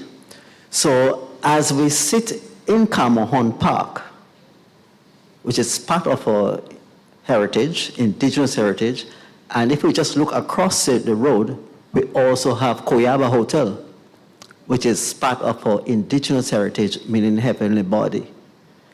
We are sitting, you could say, on water, because all this place here was the sea. But it was also one of the most important trading posts in the entire Caribbean, where our indigenous people brought in from South America, Tobago, Trinidad, Brazil, a lot of precious, semi-precious stones, plant material, seeds encapsulated in tar. Some came from a pitch lake in Trinidad and so. I'm saying all this to say, because if we just go next door, if we look within this space, within this environmental space, we can live, as Mr. Derek said today, we can live right now and go out to Camohon Park and see where some work has been done. And it's been done in that space. And I don't think that maybe enough due diligence was made in just exposing such an important area. Because if we live right now and go there, we can actually see the remains of our indigenous people just lying there unprotected. But you said some very important thing as education. We need that education process as much as our indigenous heritage, our reparation, our heritage itself, because in a matter of days, we can say, we will be entering 2024 when the focus will be, part of the focus will be on the indigenous heritage, the black people. The UN has declared 2024 as the year for people of African descent. And many countries have programs, they have things laid out to be done, and I'm not certain as to what we are doing here in Grenada. But we're heading for 50, so we could plan for 50 years more. So we need to bring those things as part of the process so that the younger persons and younger generation and those who come, they too understand what happened before, because the present depends on the past for future development. So it's my comment. I mean, it's a tall order, and we all can do it just at a stroke of a pen, but it'll take some doing. So I trust that as we go forward to the next 50, some of those issues we can at least start addressing. Thank you. I know it was a comment, but do you have anything to say in response? Sure. Thank you, Mr. Jessamy. So sometimes it's, I don't want us to be too hard on ourselves sometimes. We have to take things into context. We're only 50 years old from an independent perspective, but our civilization is hundreds of years old. But those who lived on the island and those who governed were not the same. Those who governed lived off island. And so when that happens, the ability to appreciate your history, as in the entire 300 or 400 years, for those who are on the island, it's not that simple, because those who govern and were off the island would have taken a different approach to it. And I'm flagging this because I can give you an example. I just came from the Kingdom of Saudi Arabia. It's a country that, in a sense, has a history as a nation of about 400 years. The Prime Minister of that country is now seeking to rebuild 400 years after the city where the country was founded. And in fact, that is where he hosted us. The question is, why now? One may simply be, you don't have the resources to do it. Or combined with the resources to do it, you now have the ideology, the mentality, the appreciation for your history. And so sometimes you have to go through these processes. Now, in the context of the Caribbean, you'd appreciate that those who rule us did not necessarily want us to have an appreciation for indigenous history. So it's 50 years later, we are only now beginning to look at that. The question of planning. Now, it's one thing, obviously, to recognize you need independence because the people who are ruling you just don't care. It's another thing now to then plan what kind of society we want to create. And I think that is part of what we in the Caribbean now need to appreciate. That there would have been, in a sense, perhaps a passionate, emotional cry for political independence. We now have to focus on what kind of society we want to create 50, 100, 150 years from now, have the conversation with our populations, teach what kind of society we want in our schools, so that 50 years from now, the students know that is what we are working on, that is the road they will travel, that is where we want to go. So the idea of the society is not for the politician. We have to ask ourselves what kind of Grenadian we want 50 years from now. Do you want a Grenadian that's bilingual? Do you want a Grenadian that understands that our history doesn't start 50 years ago? That our history and our ancestors' history didn't start when the Europeans came to the Caribbean? I could be wrong, but I wasn't taught any African history when I went to school. I wasn't taught any Asian history. And I certainly wasn't taught any history about Arabia or the Middle East. What I was taught was Cristobal, what is the Jamaican? No, the Jamaican artist Cristobal Columbus, I think is how we call him, born in Spain. Came, he saw these people and he thought he was in the East. They had long straight hair, so he realized he's not in the East, he's in West India. They brought disease, they enslaved them, they took the lands, they went to Africa, brought people here, enslaved them, plantation economy. And then from the 1920s, 30s, because people went to fight in World War I and World War II, we got exposed to the notion of freedom and human dignity and individual freedom. And then we started agitating for improvements in the conditions of the laborers on the plantations, et cetera, et cetera. It led to trade union movements and then the fight for independence. So the planet, the only reference outside of that is the Bible that says, well, actually life began before Christopher Columbus. That is what we have taught our people for hundreds of years. I mean, that's not a flat view of the world. That's a, I don't even know what world. That's a one-dimensional view of reality. So the idea that people will start having appreciation for Amerindian art and so on, Amerindian history and so on, is something that requires a complete, in a sense, vacuuming of our mind and repopulating it with the reality about the globe, about the history of Asia, the history of the Middle East, the real history of the Europeans, the real history of Africa. And our education system is not even remotely attempting to do so, in my respectful view. And that actually perpetuates oftentimes that kind of inferiority complex that is still pervasive in the Caribbean. So you don't have a global picture. And if you don't have a global picture, then how are you going to compete on the globe? How are you going to create a society that is global, that sees itself as equal to Arabia, to Africa, to Asia, to North America, to Europe? That is the part of the challenge we have. So I'm saying, and that's why I go on and on about education. But there's an opportunity now that we probably never had before. And that's called internet. That's called technology. You can find out anything about anyone, anywhere, any culture, almost at any time. And we have to be able to utilize those tools so that the current and the next generation of Caribbean people understand that the world is not as prescribed by the Europeans. And that is in fact dramatically different. And that there are successful continents, successful countries, now and in the past, all over the world, and that the civilization of humanity was not built by Europeans.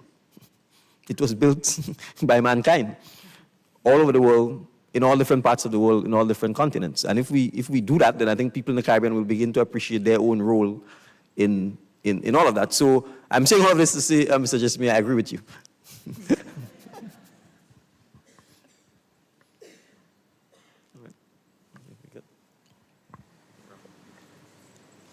With that, if there is one last question.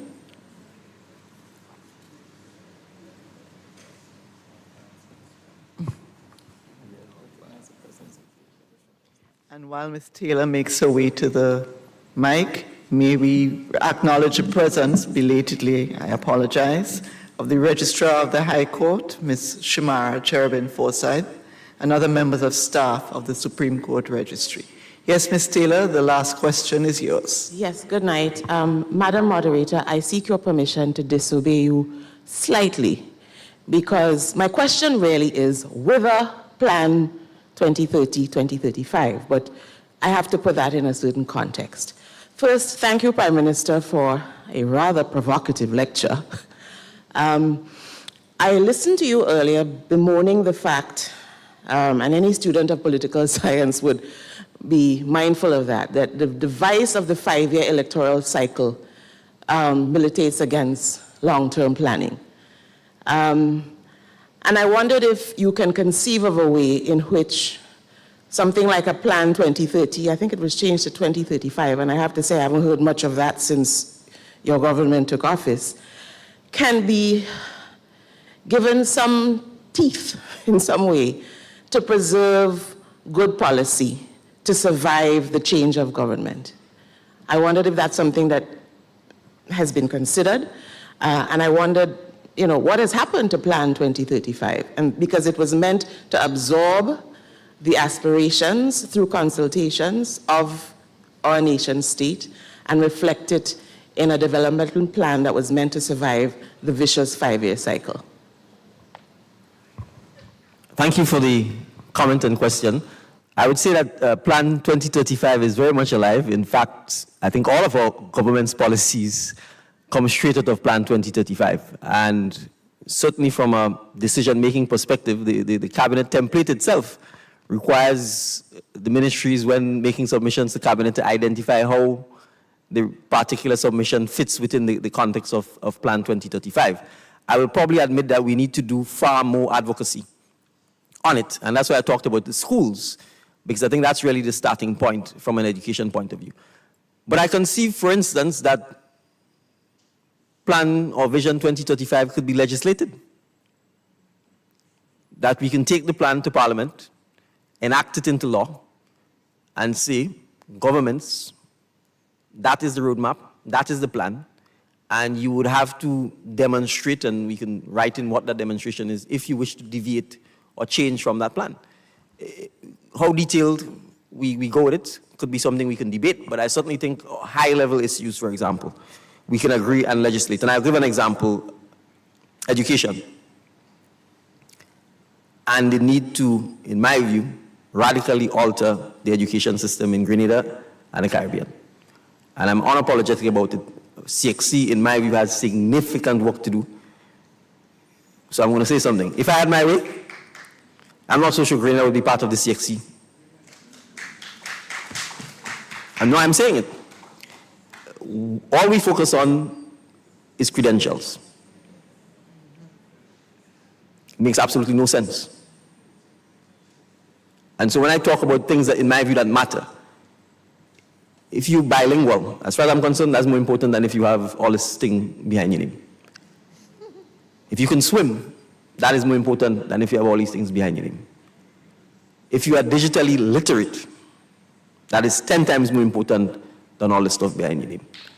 And if you understand the importance of your health, and you need to exercise, you need to eat properly, so that you don't really need to ever end up in the general hospital or all these places, that to me is 50 times more important than all of this other stuff that we're piling on our children. And I'm saying, to me, that is the kind of stuff the education system needs to focus on. And we are not. And instead, you have people crying about whether the child go to convent or SAS. This is the kind of thing we're perpetuating. So to me, the need to have an education system that creates the skill set, that creates the confidence, and that teaches you your role in the world, i.e. the history of mankind, the history of humanity, that is the kind of thing that, to me, we can legislate. Ensure that each young person does volunteer service on behalf of the state, mandatory volunteerism. Each young person has the opportunity to learn a second language. Ensure that we stay in school until 18, because you're not you're not an adult until you're 18, and then we're letting kids out of school at 14 and 15 and telling them to fend for themselves. And we expect them not to get into trouble, we expect them not to be poor. Well, if at 16 you're out of school and you don't have a job, what becomes of you?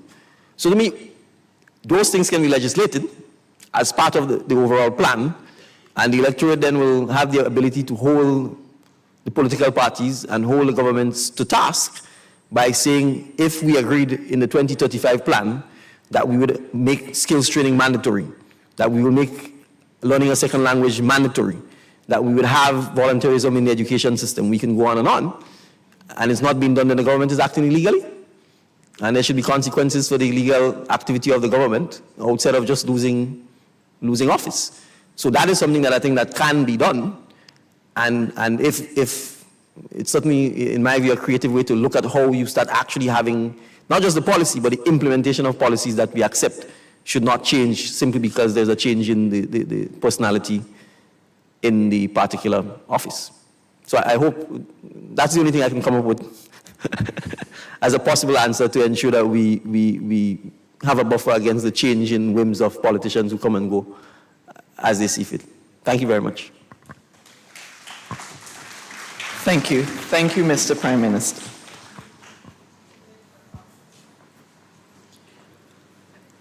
Certainly. Dr. Williams, there's a mic right here. Good evening. I want to thank the Bar Association for this lecture. I have come to some over the years, not all, so whenever I come, it seems to be strategically valuable to me. And I want to thank the Prime Minister for what someone has called a rather provocative presentation. He said he was not going to give us a lecture. I think not only it's not particularly provocative to me, but it's very visionary and inspiring in the sense that, and I wasn't going to speak, but your last response helped me get back to what I've been thinking about all night as I listened to you. You critique the education system as one that I would characterize as focused on credentializing rather than giving sort of meaningful content and skills to the young person.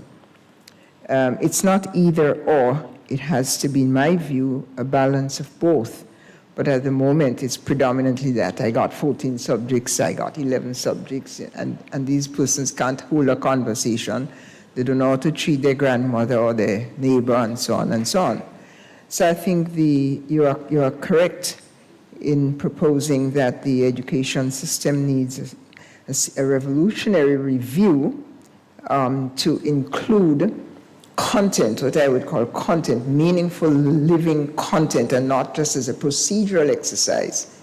So take that analogy all the way back to the start of your lecture about the rule of law. This notion of the rule of law seems to me it has been a series of procedures that we should vote, that we should do certain lawmaking exercises without and what was missing, or what remains missing, is the concern about how it impacts the society, and particularly those in need of protection or support.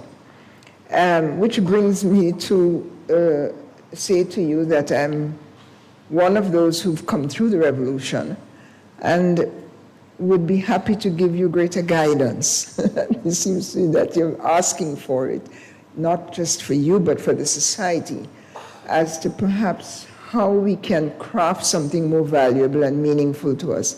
We got a lot wrong in the revolution. I'll be the first to say that. I've said that since 1983.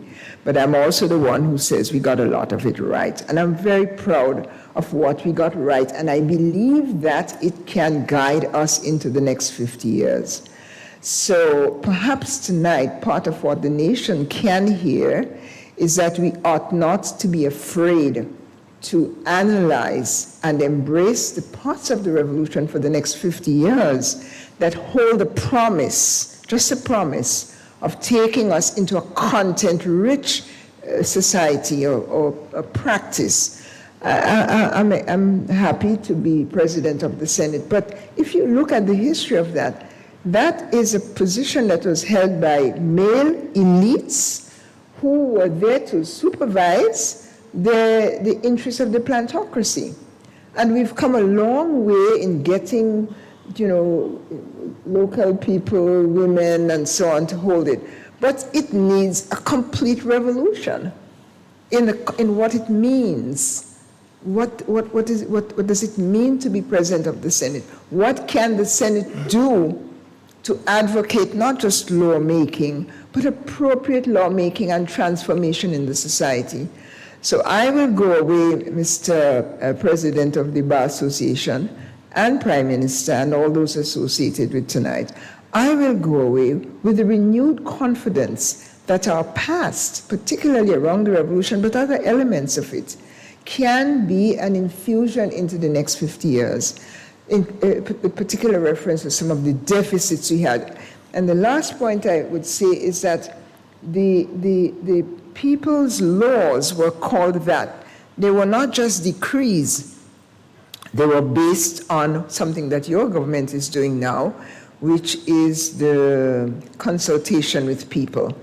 They emerged out of what seemed to have a majority interest in the country. Sure, there were unique things that the NJM and the party executive and Maurice Bishop and so wanted done. But I think that if we examine the people's laws regarding education and transportation and food and sovereignty and so on, it really expressed a certain, what I continue to call a content-rich aspirations of the people.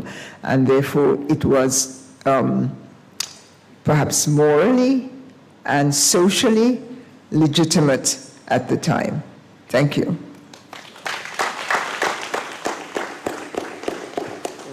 Well, thank you very much. I talk about the People's Law. No, I was using the word decree more in the context of sort of the academic, I guess, definitions of the process for lawmaking.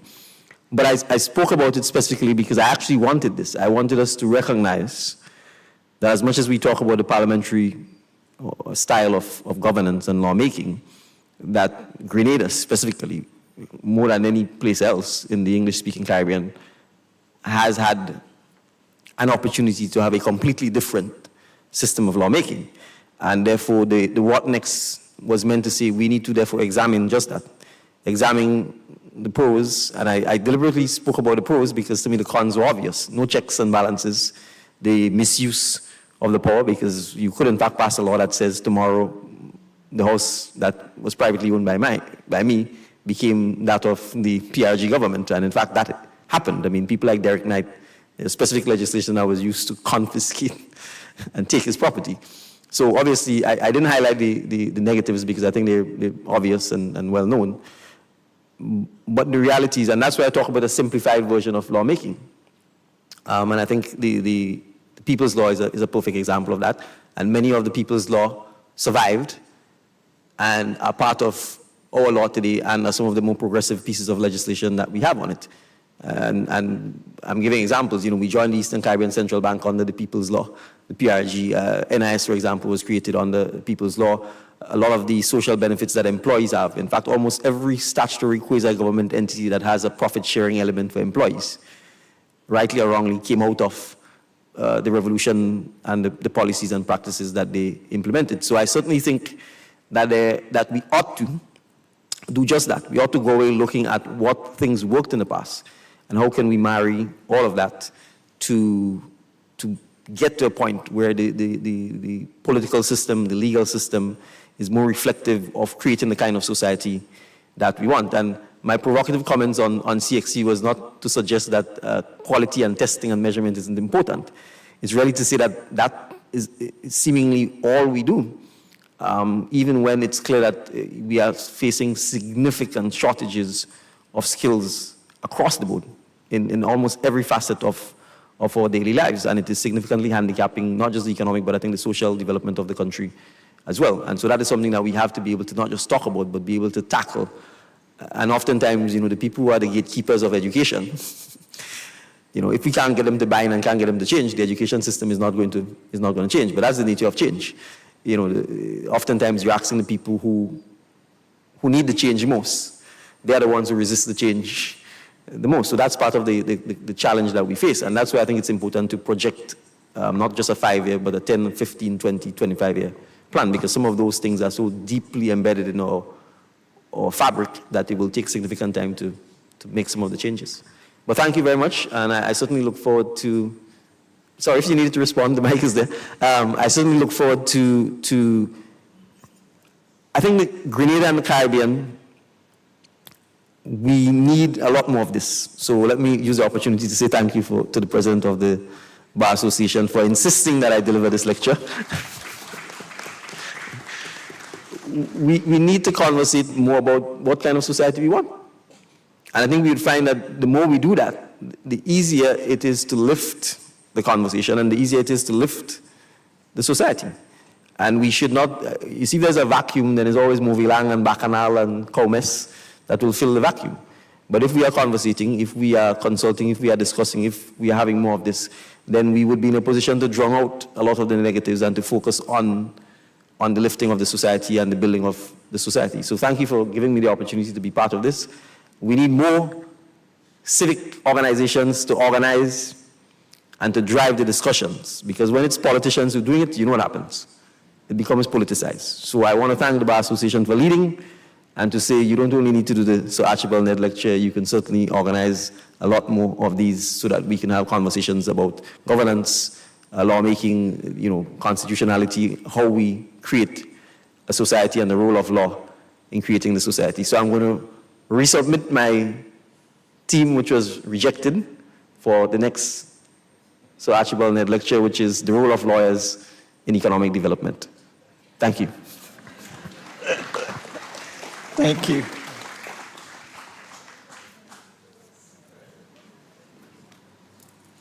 Provocative indeed.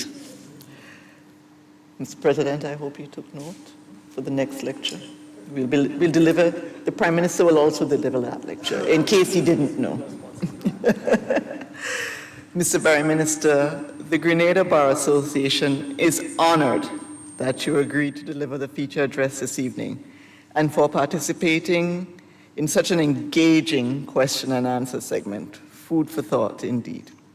We ask that you do not leave immediately, as we have a token of appreciation for you. But before we do that, we invite Mr. Derek Sylvester to give a small token of appreciation to Mr. Ruggles Ferguson, KC, which will be collected on his behalf by Dr. Francis Alexis, KC.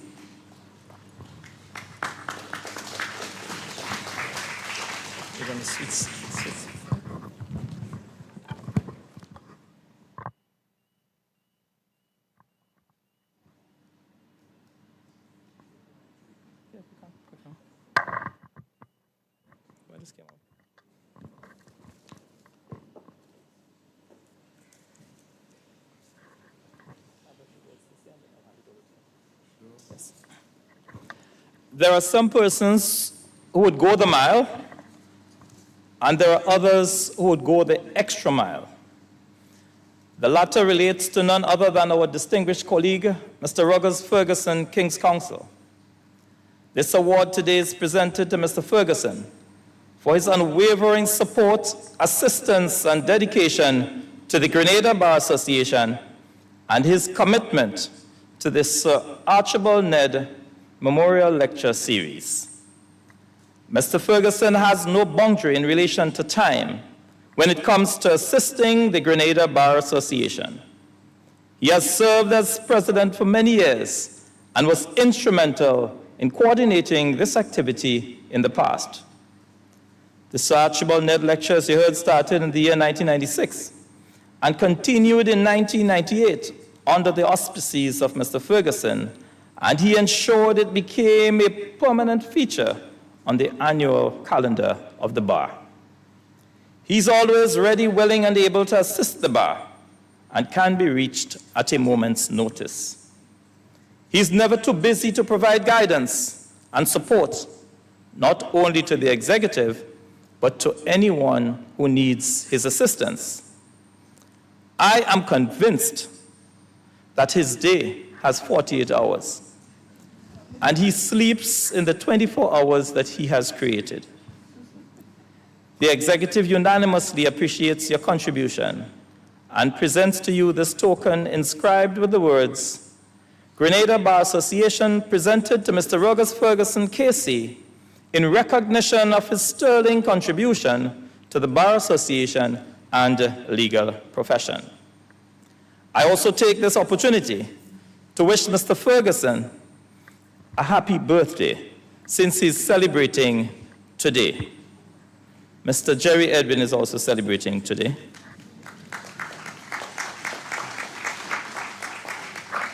Mr. Ferguson is unavoidably out of state, as he left the jurisdiction this morning, but not before he was serenaded on the harmonica by Dr. Alexis and accompanied by yours truly.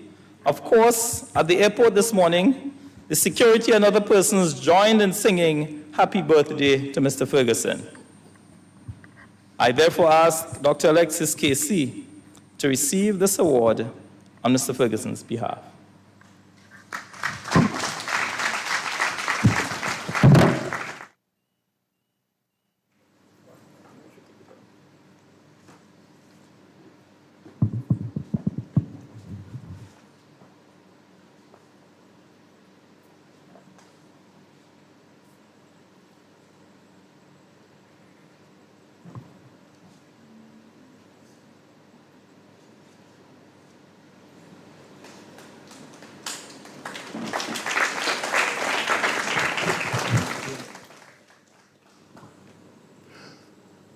This morning at the crack of dawn, as King's Counsel Ruggles Ferguson was moving to enter the airport building, he was met by a delegation from the Grenada Bar Association. The president himself with his baritone voice, and I with my mouth organ. And as you heard, all within the sound of our voices and noises joined in, and there was a merry song throughout the airport saying, "Happy birthday, Ruggles Ferguson."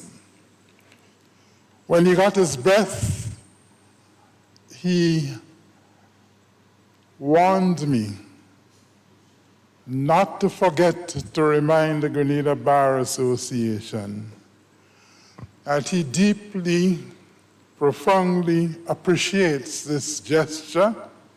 It means so much to him. And the only reason he's not in the jurisdiction tonight is that his wife commanded him to be with her tonight in St. Kitts.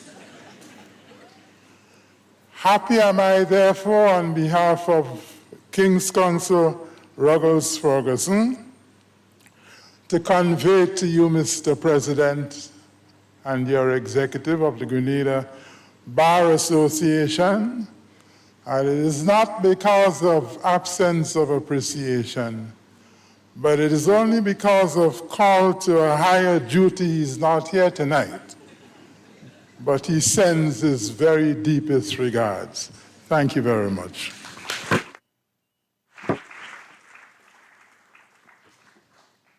Thank you very much, Dr. Alexis.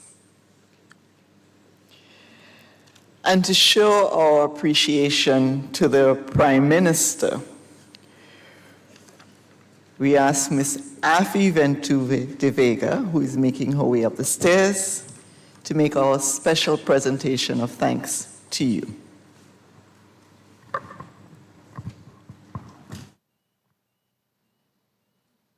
How many? Good evening, everyone.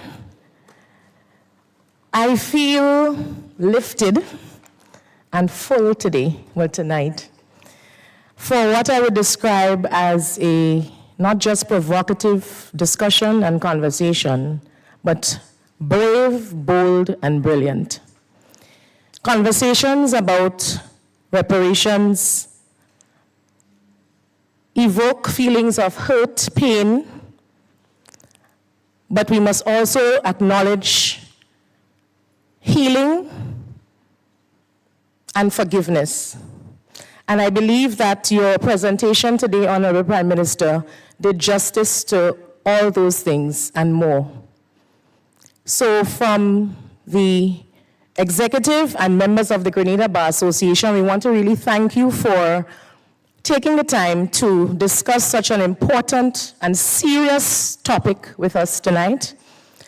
I am happy that members of the public were able to share their thoughts and ask relevant questions.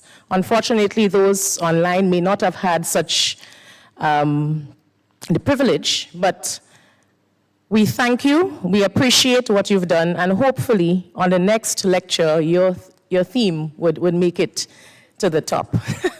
Thank you very much again from the members of the bar.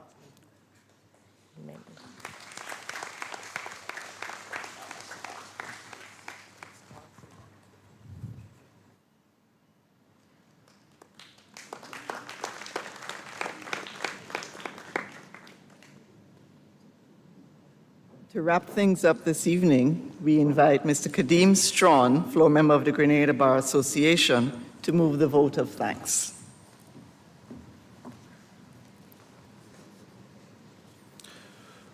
Permit me to adopt the protocol established this evening, and a good evening to everyone.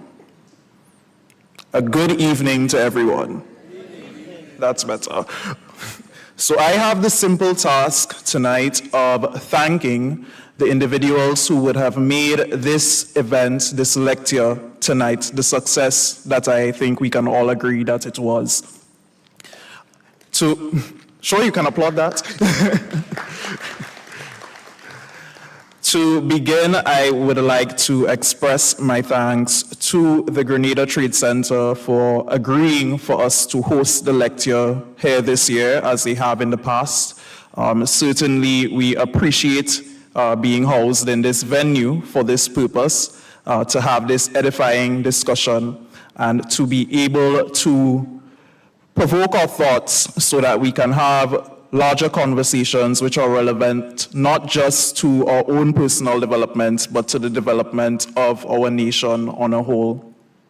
Permit me also to thank the persons who would have contributed to this evening's program, from our moderator, Ms. Shireen Wilkinson, who skillfully guided us throughout tonight's proceedings, to Pastor Jared Keynes Douglas, who invoked the presence of Almighty Father here this evening, Ms. Tamara St. Bernard, who graced us with a beautiful rendition of the national anthem, Mr. Derek Sylvester for delivering profound remarks on behalf of the bar, Mr. Francis Paul and Mr. Anderson Andel for presenting the biography and introduction of Sir Archibald Nedd and our feature speaker, respectively.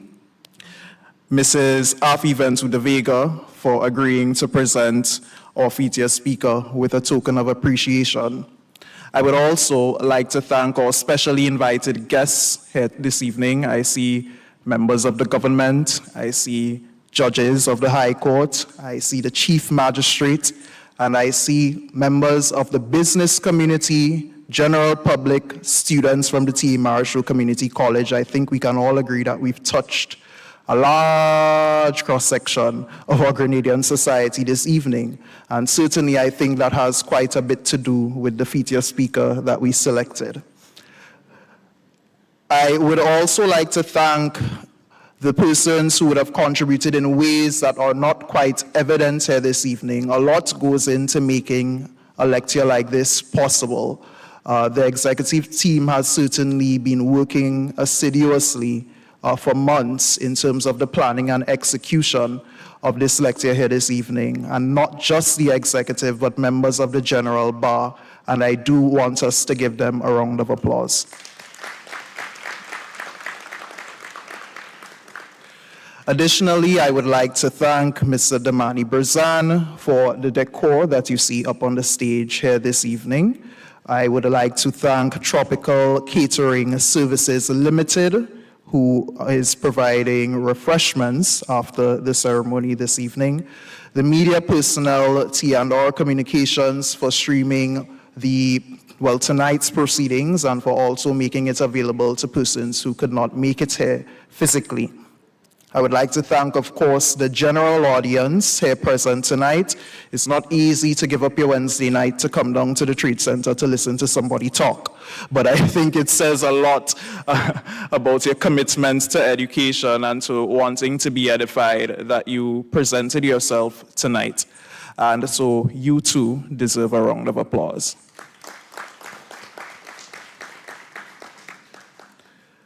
I would also like to say thank you to the protocol team of the Ministry of Foreign Affairs, led by Mr. Kerry Frank here this evening. Certainly, assistance was greatly appreciated, particularly considering the many special guests that we have here this evening.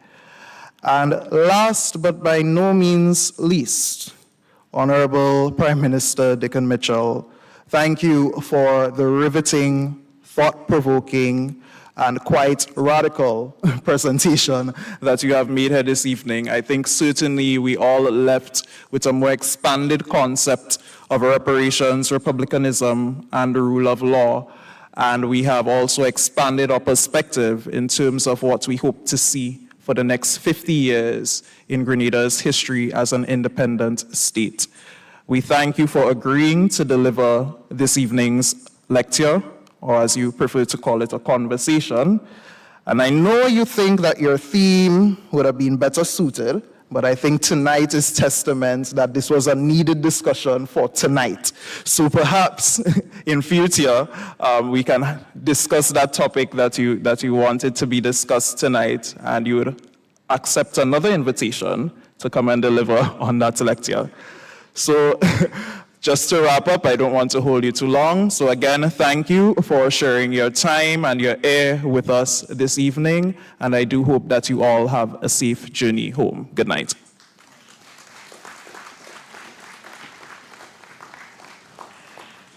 Thank you, distinguished guests, Honorable Prime Minister, ladies and gentlemen, members of the media, all. It was my pleasure, my distinct pleasure, to act as your moderator this evening.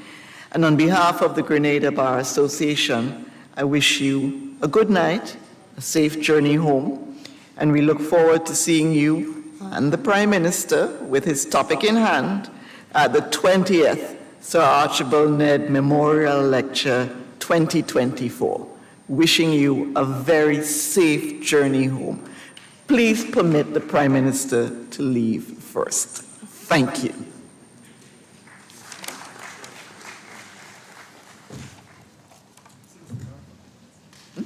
Oh, the Prime Minister has graciously indicated that he will stay with us for a few moments, so please permit him to at least leave the stage. Thank you. Good evening.